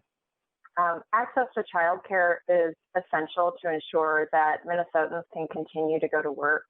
And during the COVID-19 pandemic, childcare is especially important so that critical workers are able to do their jobs to ensure the health and safety of all Minnesotans. And that's why we worked together with the legislature to pass and implement the Peacetime Emergency Child Care Grant back in March. It provided funding to providers during the months of April, May, and June. As businesses continue to reopen, childcare is critical for the state's economic recovery and for people to return to their jobs. The health and safety of children and our childcare workers is of utmost importance. And that's why with the COVID-19 Public Health Support Funds for Childcare, we're providing funds through September to ensure childcare providers have adequate resources to implement the public health guidance. So early on in the peacetime emergency, it was clear that Minnesota's essential workers needed childcare to carry out their jobs and to respond to the emergency. Schools were able to provide care for some of their district-enrolled school-age children, but we needed a solution to provide care for children who were younger than 5. So we requested state funds to provide grants to child care programs and providers who agreed to prioritize spaces for children of essential workers. So staff from DHS, the Children's Cabinet, and Child Care Aware of Minnesota developed the program after looking across the country, consulting with other states, and utilizing our expertise shared by our providers here at home. The purpose of the Peacetime Emergency Child Care Grants was to ensure that some providers were able to stay open and provide care for those children of essential workers during the pandemic. As the peacetime emergency progressed, the stay-at-home order ended and the state began to reopen. It was clear that additional supports were needed for child care programs. The need for child care for children of essential workers continued to be a concern as COVID-19 cases have increased. At the same time, financial analyses were conducted that showed the costly increased expenses and revenue losses for child care providers of following the public health guidance that was required of them to prevent the spread of COVID-19.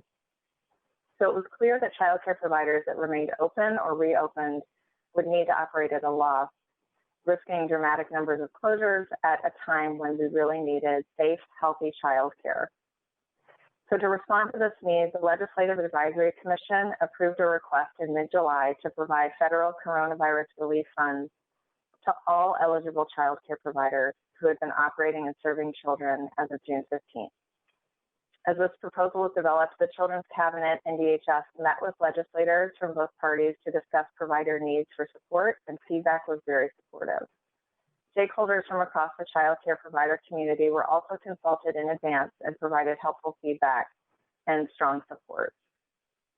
And the purpose of this program is to support child care programs who are operating during the pandemic and using guidance to prevent the spread of COVID-19 to cover their increased costs related to following that public health guidance. And I want to emphasize that all eligible programs that applied and agreed to follow the program requirements will be awarded funding under this program. As you can see, an incredible amount of work and resources went into standing up both of these programs over the last several months. And I just want to take a couple of seconds to recognize the incredible work of our staff who worked tirelessly since March. their collaboration and flexibility and dedication has really been inspiring, and I think represents the very best of state service. And lastly, of course, I want to thank the child care providers who have remained committed to serving children and supporting their families across the state throughout this pandemic. So I'll wrap up and stand for questions. Thank you. Thanks. And well, I appreciate that. And I'm sure the child care providers will appreciate the ability to meet some of their hard costs and that are unmet by their revenues. And they faced a lot of the same challenges, of course, that the other topic had that we just left. That, in fact, I think it's nearly identical, and it wasn't a setup just put there for that purpose, because it just came out. It's our topic area, and I thought people would want to know: do people have to apply for this, or is it going to go out automatically? Chair Abler, for the public health funds, for both programs, providers needed to apply. For the most recent round, eligible providers were sent an email with a link to the application that they needed to proactively apply to receive. All right.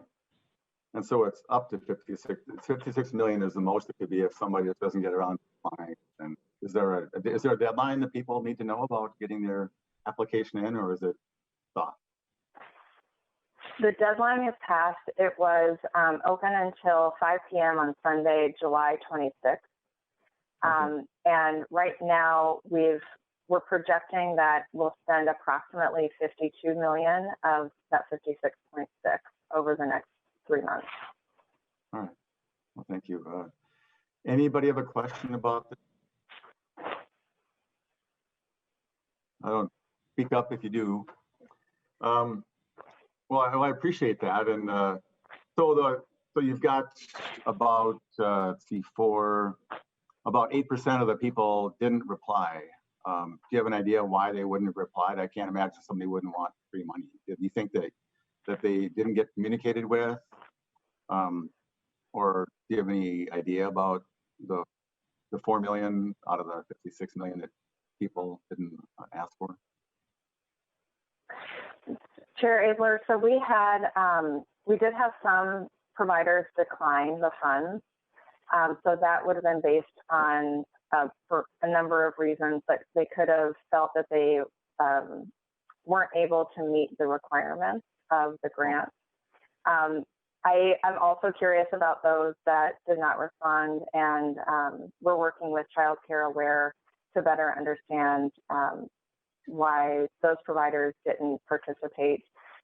But we did do intentional outreach and worked with Child Care Aware to do intentional outreach ahead of time and during the open application period so that we got as many responding as possible. Yeah, sure.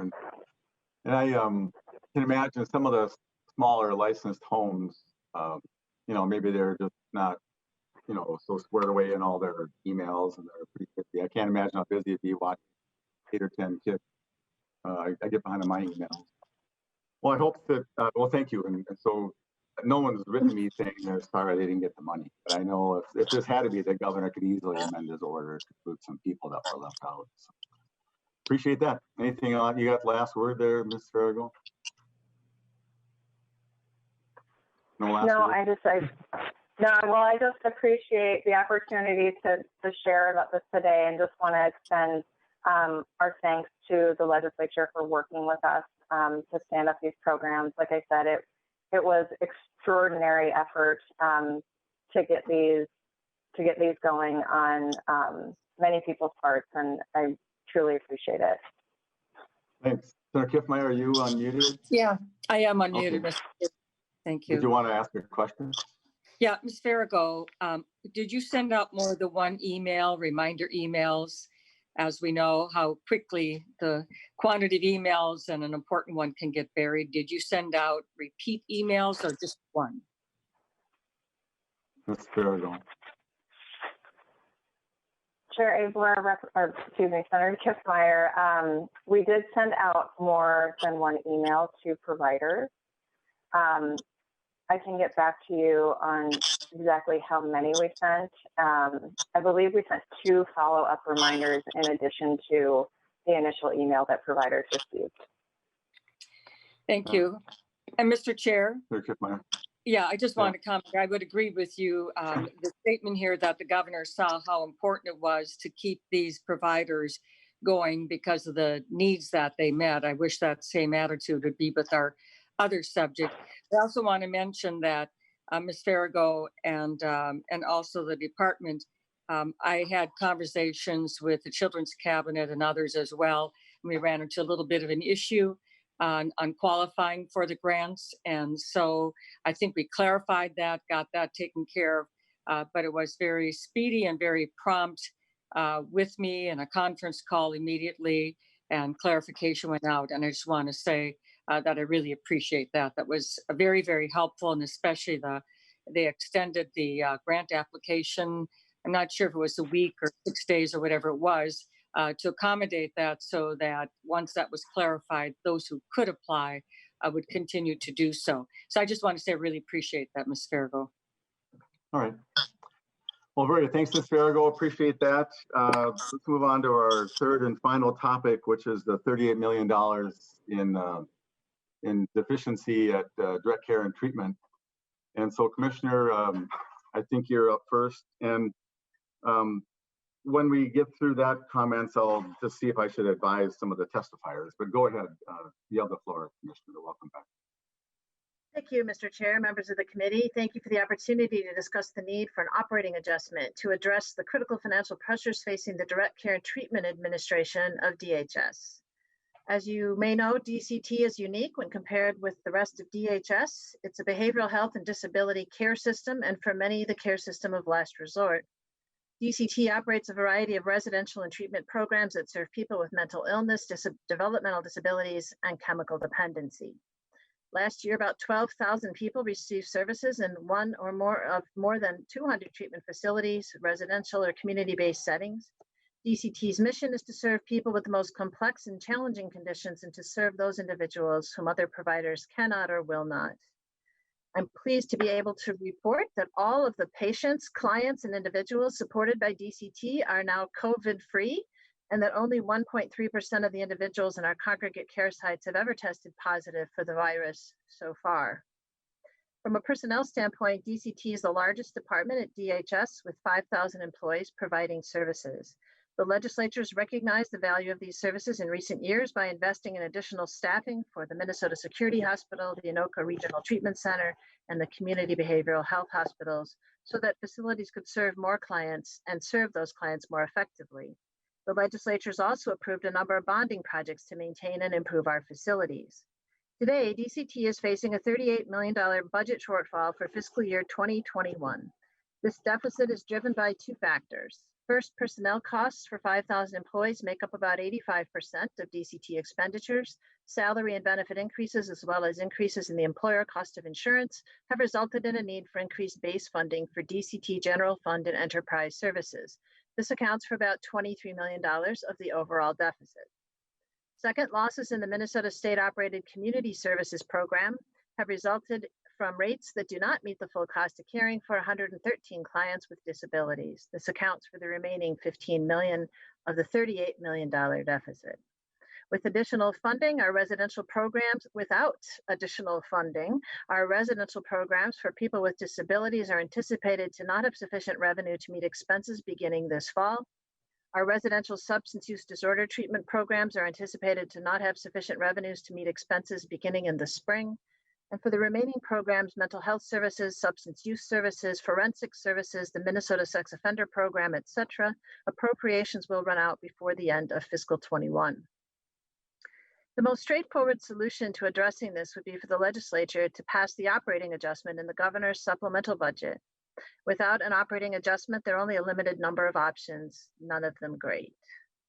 When faced with previous budgetary constraints, DCT reduced costs across the board, which resulted in inadequate clinical staffing, increased staff injuries, and use of seclusion and restraints. Some of you will remember the time when the Anoka Mid-Metro Regional Treatment Center's CMS certification was at stake, and incidents occurred at the St. Peter's Security Hospital that compromised patient and staff safety. Now that Marshall Smith's Green and Black Belt Quality Improvement Team has restored order and trust at DCT, that is not the environment we would want to return to. Likewise, I came into DHS 11 months ago on the heels of headlines about errors and soft process controls across DHS. Now that we're working hard to cross our T's and dot our I's, just taking out a swath of administrative budgets in DHS Human Services Administrations or our central office is not an environment I am eager to return to either. Over the past 5 years, the legislature has made investments in DCT to improve treatment outcomes and ensure patient and staff safety. These investments have allowed us to hire more clinical and frontline staff, increase safety and ensuring regulatory compliance, extended the availability of patient programming, and led to a nearly 50% reduction in the use of restraint and seclusion at our forensic services since 2017. This did not happen by accident, but as the result of concerted efforts to bring these numbers down. Across the board, cuts would quickly erase the gains that have been made in these areas.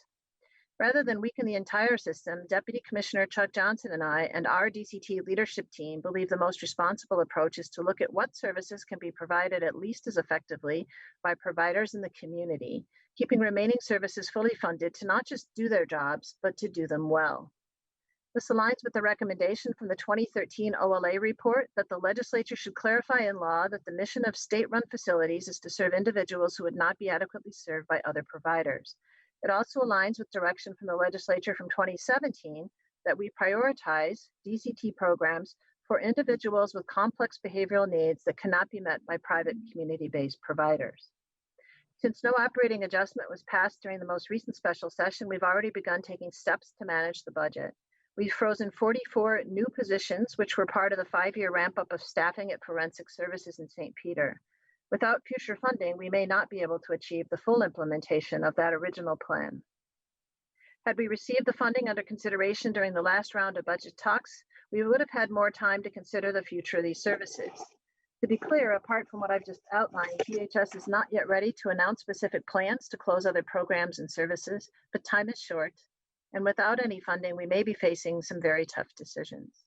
DCT has examined a number of possible scenarios that focus on maintaining core services and ensuring a continued focus on quality and safety.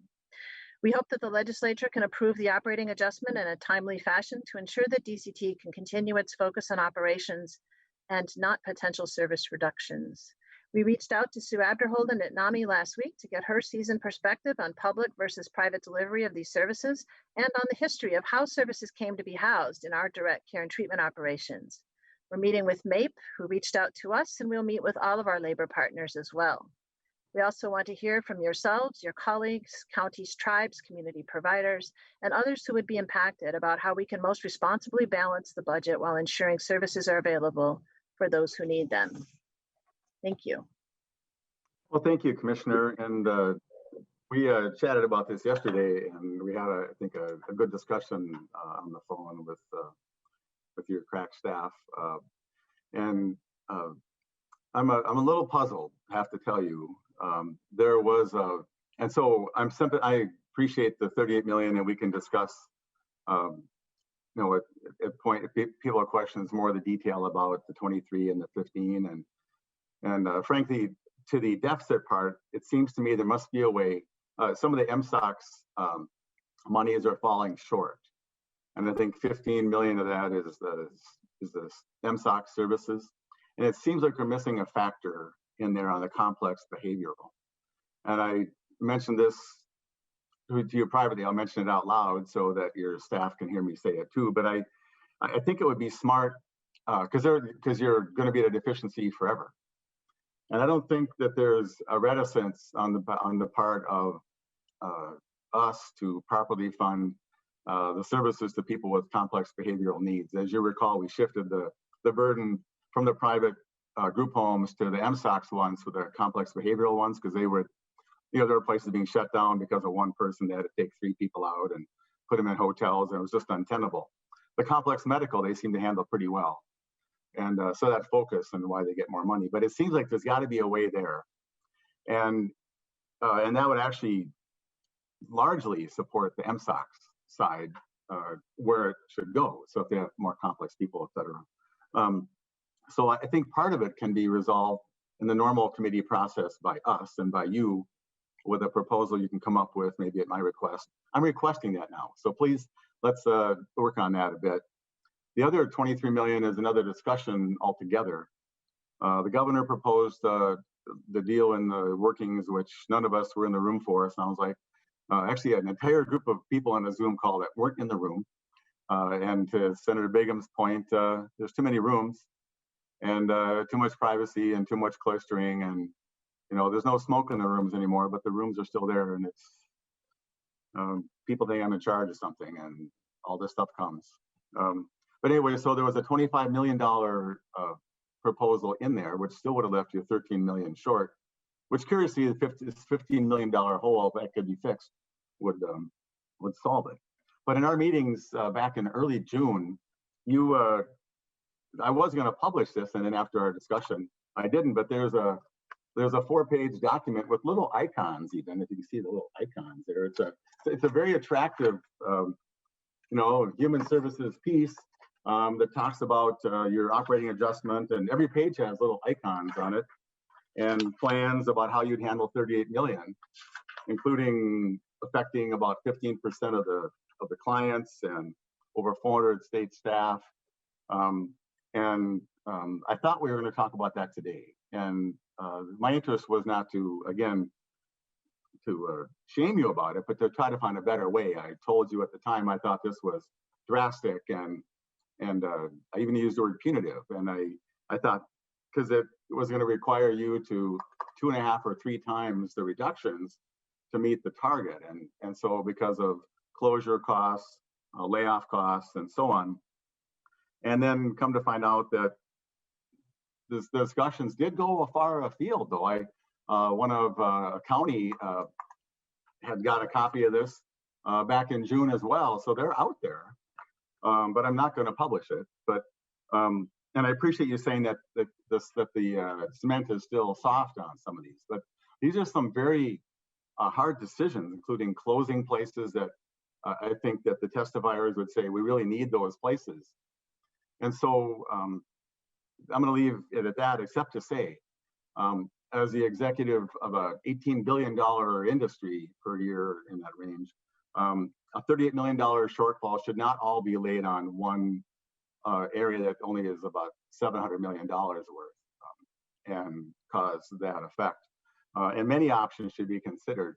And just so you know, I voted for the state contracts the way they were because I believe in bargaining. But one of those options available would be that it's going to be hard times coming. 38 million is going to be the easy point. But so if you talk to the unions and say, what do you think to rescue 400 people? What would you do differently with those agreements bargained, not imposed by me? I would not vote for that. What would you suggest that you think is money we can find in an $18 billion budget? I know that probably your staff has ideas if they were given the choice to find $38 million instead of having to close some of these very important places, that they might come up with that. So I kind of sense that's the path you're embarking on, and I embrace that. So, Senator Begum, are you waving a hand at me, or are you just scratching your forehead? Do you feel is it better? Okay, I don't want you to be in discomfort there. So Chair, I do have a question. Go ahead, you can respond to that. Oh wait, who? Oh, Senator, let me respond, and then I'll go to you, Senator Kiffmeyer, and then we'll see if our testifiers still want to comment, even though. So go ahead, Senator Commissioner. Do you want to comment to my comments, or do you want Senator Kiffmeyer to go? Chair, but I'd rather hear from Senator Kiffmeyer. Okay, well, let's do that. Senator Kiffmeyer. Commissioner, certainly the decisions that are at hand are extremely difficult. And I hear a lot of compassion for you, for the DCT, and we share that as well. And so working on that. Does the DCT and some of these things, is there room in there? Is this CARES Act money that you're asking for?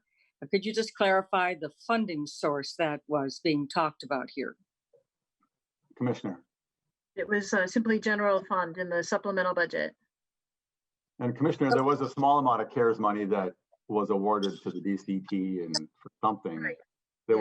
Did that soften the 38 million or not? Yes, it would. But do you know how much how much of the problem's been fixed by that? About So we're 10, asking, pardon? about 10 million. So your shortfall is now 28? That's one way to say it. I have to double check. Okay. Well, that would be helpful. I think members would want to know. So Senator Kiffmeyer, you have the floor. Right, so that was helpful, Mr. Chair. Could you explain, Commissioner Harpstead, about the balance of the request? If 10 million was be able to used out of the CARES Act, what about the balance? Can that also be CARES Act money? We have $600 million in general in regards to CARES Act. Can the balance of that be also CARES Act money? I don't know. We've not addressed that or asked that question. So I am not sure the answer. I have to go check. Thank you, Mr. Chair. And I think that is an important question to get answered. So, because the whole point of the CARES Act money was exactly for the kinds of situations we've been talking about today. So that CARES Act money should be used for that. I just have to note that I know recently one of the CARES Act money was used for the Minnesota Zoo. We certainly appreciate that. There are important considerations to be there as well, and use CARES Act money there. So in taking care of the animals, we certainly appreciate that. But when I look at issues like this, for the DCT, for these disability centers that are helping our folks there as well. But that's what the CARES Act money was established for. And with the $600 million balance there, it certainly seems that these kinds of quantities should well fit and be able to be funded through that. So I want to encourage that, and yes, ask that question. Thank you, Commissioner Harpstead. If you have any comments, glad to hear. Yeah. Did you want to talk? Chair Abler and Senator Kiffmeyer. Of course, the CARES Act money is supposed to be used for COVID-related expenses, and the 10 million we already received from it was for the COVID-related expenses, DCT. We came into the original session in January before we were dealing at all with COVID with the same request. And the state budget is going to have to support DCT in whatever form it's in going forward every year. So I'm not sure that the CARES Act money can be turned to any further for supporting this ongoing operation. Thank you, Mr. Chair, and I understand that. So, Commissioner, if I could, Mr. Chair, just follow up with that. What was the cause of the operating shortfall since it came in even before COVID? Why was there a shortfall with DCT at that time? Do you understand where and why you had that situation? Chair Abler and Senator Kiffmeyer, as I mentioned, some of it is the rate setting for disability services that doesn't completely cover our disability provider services in DCT. And the rest of it has been increased employment costs and insurance costs. Senator Kiffmeyer. Yeah, thank you, Mr. Chair. So that is in regards to, I'm relating back to the previous discussion that there was a pay increase both last year and then also implemented this year, July 1st of 2%, 3%. I'm not quite sure what all those numbers are. So is that the reason for when you talk about that, Commissioner Harpstead, is that the reason for the shortfall? I just want to be clear that I understand. That's certainly part of it. That is part of it. Okay. All right. Thank you. There's a breakdown, Senator Kiffmeyer and Commissioner. I bet there's a breakdown. If you could get us as much detail on the 38, that would be helpful. On the 15 on the MSOC's part, I'm particularly sympathetic to that personally. And it seems as though just with this, Senator Hoffman is going to turn off his whole machine pretty soon talking about DWRS, and Senator Rosen is not going to attend. We've had so many discussions about DWRS and trying to make that to work. And a lot of these can be solved by factors. I understand that the MSOC's is 28% underfunded or something with the rates. So I think there's somewhere to go with that, just to encourage you. And then if you could verify about the 10 million coming off, and if the request really is 28. And it seems as though if there was an agreement or whatever agreement of about 25, you're pretty close to home on that. So none of this has to even go very far. So anyway, so Senator Bingham. No, Senator Kiffmeyer asked my question. Really? The telepathy is amazing bipartisanship here today. Remarkable. So with that, there are some folks that signed up to testify, and I'm happy to have them testify, and it may be moot, and this is, I'm gonna make this offer, or this suggestion. If you want to comment just briefly, I will certainly let you. You signed up. But there's nothing to testify to about what you're afraid they might do, because they don't know what they're officially going to do. They've kind of pulled back that form as a proposal. It seems it was more than just a back of an envelope. It was like, really nice graphics, and 4 pages of stuff. But so my intention will be, when there's a little more meat on the bone here, that we would regather this committee in a similar format to go over where they're at. And if there's a need for public testimony on some of the proposals, I would absolutely be entertaining that. And when there's something to know. And so I think that's my accommodation of the commissioner after yesterday's comment, not publishing that. And so Ms. Abderholden, do you still want to say hello? If I could, Senator? Please, yeah. Just kind of keep it short, because it's a different discussion than we had. You'll have ample time to go into detail about whatever the proposal is, but a minute or two would be great. Thanks. Great, thank you, Senator. And some of you might know that I was involved back in the 1980s on the negotiating committee about closing some of the state institutions for people with developmental disabilities. So I've been around a long time. I think that direct care and treatment or state-operated services has always had a hard time figuring out what their real role is. And while we can say it should be for people who have complex needs, we can look at some of the programs and say, how is that any different than the community? And even with some of the things that we did develop, for example, the community behavioral health hospitals, they were envisioned to actually be collaborating with the local hospitals, which that no longer occurs because of central admission. One thing I just want to say, though, is that when we look at things like the IRTS facilities, which we have more community providers providing IRTS than the state, all of the mental health providers that I know would say that the rate doesn't cover their costs. Every single mental health provider in the state of Minnesota will say that very same thing. And I will also mention that our mental health providers did not get any of the CARES money. And they're out there struggling as well, trying to meet people's needs, keeping people in some of the programs. We have children's state treatment programs operating right now without any CARES Act money. So I just kind of wanted to put that out there, that we need to look at that too. And as we, look into the future, I think we need to continue to really have a discussion about what the role of state-operated services really is, and make sure that we're doing that. And if we have programs that are not serving hardly any people, then there is, economy of scale. I think we need to talk about that as well. The last thing I will say is that the mental health needs of our state are not decreasing. They are increasing at phenomenal rates. And so we need to make sure that all parts of our mental health system, including state operated, is still functioning and is able to meet the needs of our state. Thank you. Well, and I appreciate that. That was actually a really good series of comments just in general. We know that there's whatever word we're going to use, tsunami, or just a whole, really a bad force coming next year when we see our budget. And I read some of the numbers on where companies aren't making money, and I think we're going to be worse than 2011. We could be looking at a $10 billion shortfall, and they're going to think we should bear a lot of that because we have $18 billion to spend.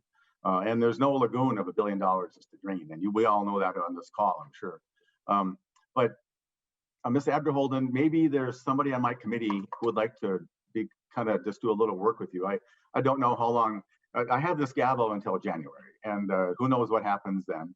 But in the meantime, even looking at some of these services that make sense, and the DCP sat down and made some really hard discussions, and I respect them for that dialogue. And if some of these places aren't working like they thought and they're kind of expensive, then the more we can do that on our own, it will reduce the cost and actually get us more. So I guess that offer is not right now to take it up, but and I see Senator Roth raising his hand, but just hang on a second. But I think that would be prudent with your connections and the department and one or two of our members and maybe somebody from the House to, if they are interested. So that's just a thought. So Senator Ralph, welcome. Nice to see you. Thank you, Mr. Chair. Mr. Chair and Ms. Aberholm, first of all, I would love to work on that. We've worked together before, and I would love to work with you on that. So please, offline, circle back. We can talk about that. But I'd like to follow up a little bit because I'm concerned that from what you said, and Commissioner Hofstad, this is for you as well. If there's no CARES Act money that's gone into the mental health, that truly surprises me. I mean, I can see significant areas where that would be of use. Just the cost of setting up telemedicine because of COVID. I think that's something that in many cases would be an opportunity for some CARES Act money. But I think there's probably many more. And I guess if you've got, Commissioner Hochstead, if you can give us a little more detail on what has been and what hasn't been done in the mental health area with the CARES money, I think that's important. Senator Ralph, I'm going to let the commissioner decline your generous offer of answering that question because it's going to get us off track. But I will make a request. Commissioner, do you think you could coordinate something with the relevant staff, with Ms. Abderholden and Senator Ralph, and maybe somebody else who wants to be a part of this? It'd be nice to have a Democrat just to kind of balance it out. But if somebody wanted to work on this, I think that would be meaningful. And then out of this organically could bubble up something about what CARES money might be prudently put toward that. Can you help, at least, you don't have to go, Commissioner, but could you help find the people that go have that dialogue somewhere? Well, as I said, we're eager to talk to lots of people engaged in this question about what to do next with DCT in terms of how to fund it. That's a different question, and I'm not so sure of that. No, but I'm just asking about the mental health community in general. So if you could direct one of whoever is a good contact in your department to work with Ms. Abderholden, Senator Ralph, and one or two others, just to see if there's some way to just at least get a policy answer to this question. That's my request. Sure. Yes, of course. You can help put that together. All right. So Jerry, you got some homework, Ms. Abderholden. So that's productive. So we're actually accomplishing something. Mr. Hesse, is that how I'd say your name? Did you want to offer a minute or two? You certainly may. In the interest of time, I mean, I can withhold my testimony till a later date as you recommended. Well, do you want to do a minute? I'm happy to hear just give me a minute of what you're thinking about. Good afternoon, Mr. Chair and committee members. My name is Eric Hesse. I work as a security counselor lead at the Minnesota Sex Offender Program in St. Peter. Thank you for the opportunity to provide frontline worker perspective on the importance of supplemental funding for the Department of Human Services, direct care and treatment. First, it's important to center this conversation with the context of the services provided across DCT, whether it's at MSP, Anoka Metro Regional Treatment Center, the Community Addiction Recovery Enterprise, the Child and Adolescent Behavioral Health Services, or any other program. Direct care and treatment can be thought of as the state safety net of programs and services. We provide care to our state's most vulnerable, dangerous, and high needs individuals. The safety net is fragile, and underinvesting in the system is dangerous. I know firsthand the harmful consequences of underinvesting. The first time I appeared in front of the Minnesota legislature was to tell the story of when I was assaulted at work at the Minnesota Security Hospital and nearly lost one of my eyes. There has been others who have not been as lucky as me and have never fully recovered from injuries suffered on the job. Torn ligaments, broken bones, and traumatic brain injuries. Underinvesting in our work is dangerous and the consequences severe. It is also important to remember that sex offenders at MSP are court-ordered to receive treatment from the state. The state is unable to provide progressive treatment to these offenders due to budget constraints. Courts may order them to be released. Releasing sex offenders into the community without supervision is also dangerous, and the consequences are also severe. At MSP, where I work now, we are already operating with fewer frontline staff. We have about 70 staff between Moose Lake and St. Peter, fewer than what we did in 2018. We cannot afford any layoffs. I know in St. Peter, we have units that are running with 2 staff to about 36 clients, and up in Moose Lake, it's about to staff to about 80 clients or so. And, excuse me. Yeah. So I just kind of want to, put a forefront No, on. I think you're making a good point, Mr. Hesse. That's helpful. I can wrap it up. Yeah. All right. Thank Go you ahead, for wrap that. it up. Yeah, sure. I'll let you keep talking. Oh, let me get back to my place. Sorry. Oh. So we cannot afford any layoffs. Also, as you can imagine, sometimes it is challenging to find people willing to do this kind of work. We need to be able to fill open positions quickly. When we're not able to do that, it has a negative impact on staff morale and safety. Canceling plans with family and friends because of a forced overtime shift is demoralizing. These challenges are not unique to MSOB. They occur throughout DCT. That's why it is important to offer a competitive wage and benefits package. The supplemental funding for direct care and treatment is crucial. Thank you for the opportunity. Oh, thanks. And I appreciate your comments, and I have a lot of respect for you and your coworkers, and these increases that seem like they're large are really, none of you are getting rich doing this. But the passion for your work, I'm just forever impressed by it. So thanks for coming, and as we look forward to trying to balance your budget, I just want to make sure we do it in the most prudent of ways. And it sounds like this conversation is going that direction, so I'm really happy. So thank you. So Ms. Hauge, is it Hauge? Do you want to offer just a short comment as well? It's kind of a different flavor of the hearing than we thought, but I certainly want to give you a chance to say hello and offer us a thought. Welcome. Thank you very much, Mr. Chair, and to everyone here. I'll keep this brief. My name is Leilani Hauge. I'm a behavioral assistant at the CBHH, or Community Behavioral Health Hospital, here in Fergus Falls. I guess I want to stress the importance of supporting this population on their journey towards mental wellness. They have a lot of barriers, and like lacking some personal supports and occurring with homelessness and no access to psychiatric services, especially out in the communities. But these folks do overcome, and they learn skills to cope. They find a medication program that works and education to prepare for the future that they deserve, where hope and dreams and stable possibilities are realities. They'll tell you, as they've told me, the staff in this facility has helped. The medication has helped, and the programming that we provide helps. And this is evidence that mental health facilities and the staff who provide this level of treatment are stewards to these Minnesotans and the communities that we return them back to. I serve the entire state. I have worked with folks from St. Louis County to Blue Earth County, from Clay County to Ramsey County. It's crucial that you and the public understand and value the contributions of the community behavioral health hospitals to make for a better Minnesota and to continue to support DCT deficiency requests so we can continue to serve Minnesota's most vulnerable populations with dignity and the care that they deserve. I want to thank you, Mr. Chair and committee members, for this opportunity to speak to you today. I respect and applaud the work that you all do for Minnesota. Thank you. And I really appreciate that. Just if I forget to say it, I'll say it now. Commissioner, and to all the staff that are watching here, you have a lot of programs to be really, really proud of.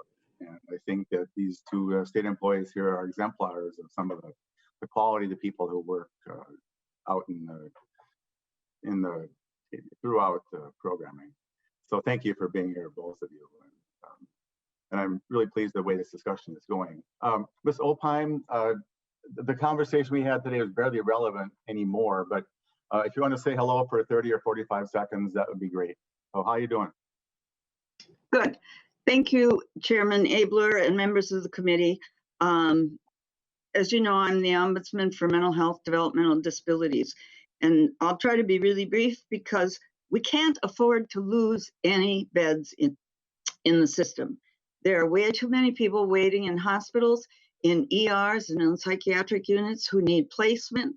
We have people that have been challenging to place in the community, in group homes or individual homes with the proper amount of support.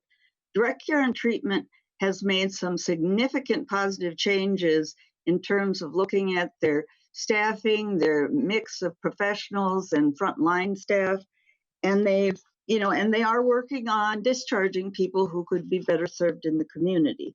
But all of those things take time. Currently, there's just, right now, there's an 8-year-old who's in the hospital ER. He doesn't meet hospital level admission, but it's the 4th time since May that he's in the ER and the programs refuse to take them back. I'm not suggesting DHS have a blank check, but when a shortfall occurs, we can't quit serving these people. Where will they go? How would we deal with it? I think that in general, I support this funding, but I also support an adjustment to the base so they can continue to operate and do some of the good things they do. And I'm not used to being one to come here and say positive things about the department. So I just wanted to make that clear. I want to make one comment. So you're one more sentence, yeah. I was going to say, just quickly on the day treatment issue, we have clients telling us that their group homes say that if they go back to their day program, they'll be discharged from their group home. So there's a lot of complex issues related. Is that going on now? Oh, yes. That's going on today. Yes. Yeah. Commissioner, this is a big deal. So if you can follow up with that somewhere, that's not the plan. So I know that we can follow up with DHS on that. If you would please, yeah, that's a holy cow. That's a holy cow moment. Well, just to bring this in for a landing, I really appreciate all the testimony today. And if anybody doubts, I don't know who cares more about people with disabilities, Republicans, Democrats, the House, the Senate, the Commissioner, the Governor. I think we all care.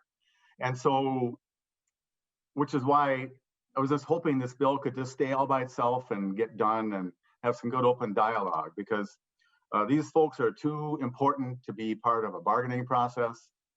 They're too important to be left to languish.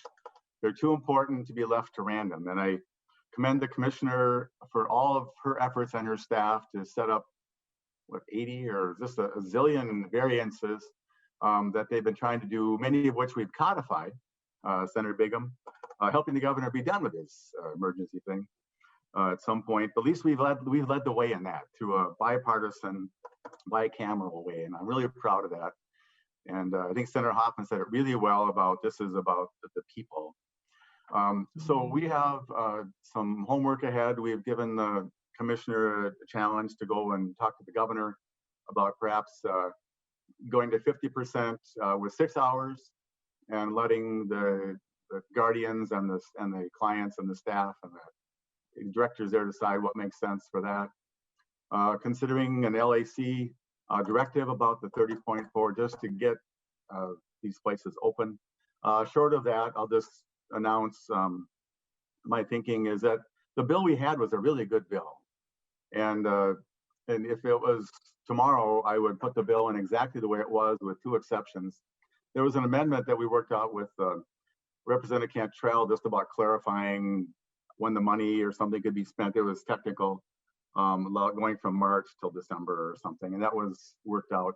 The second thing is I asked the Commissioner about this and just giving her the authority, should they want to use it, to go after the federal retention grant thing, but not saying they had to. But short of that, that's my intention. I'm persuaded it's still critical.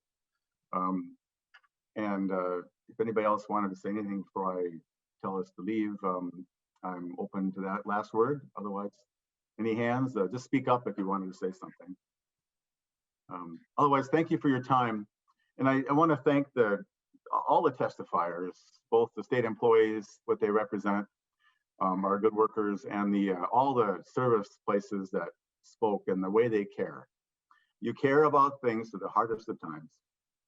And all you want to do is serve, which I think is just a an amazing testimony to the quality people that are on this call and watching and who have a hand in serving our 1.1 million people in the state that need something from us. So more to come. There'll be a little work group working on the mental health thing with Ms. Abderholden and Senator Ralph and anybody else that wants to volunteer, if anybody from the House wants to chip in.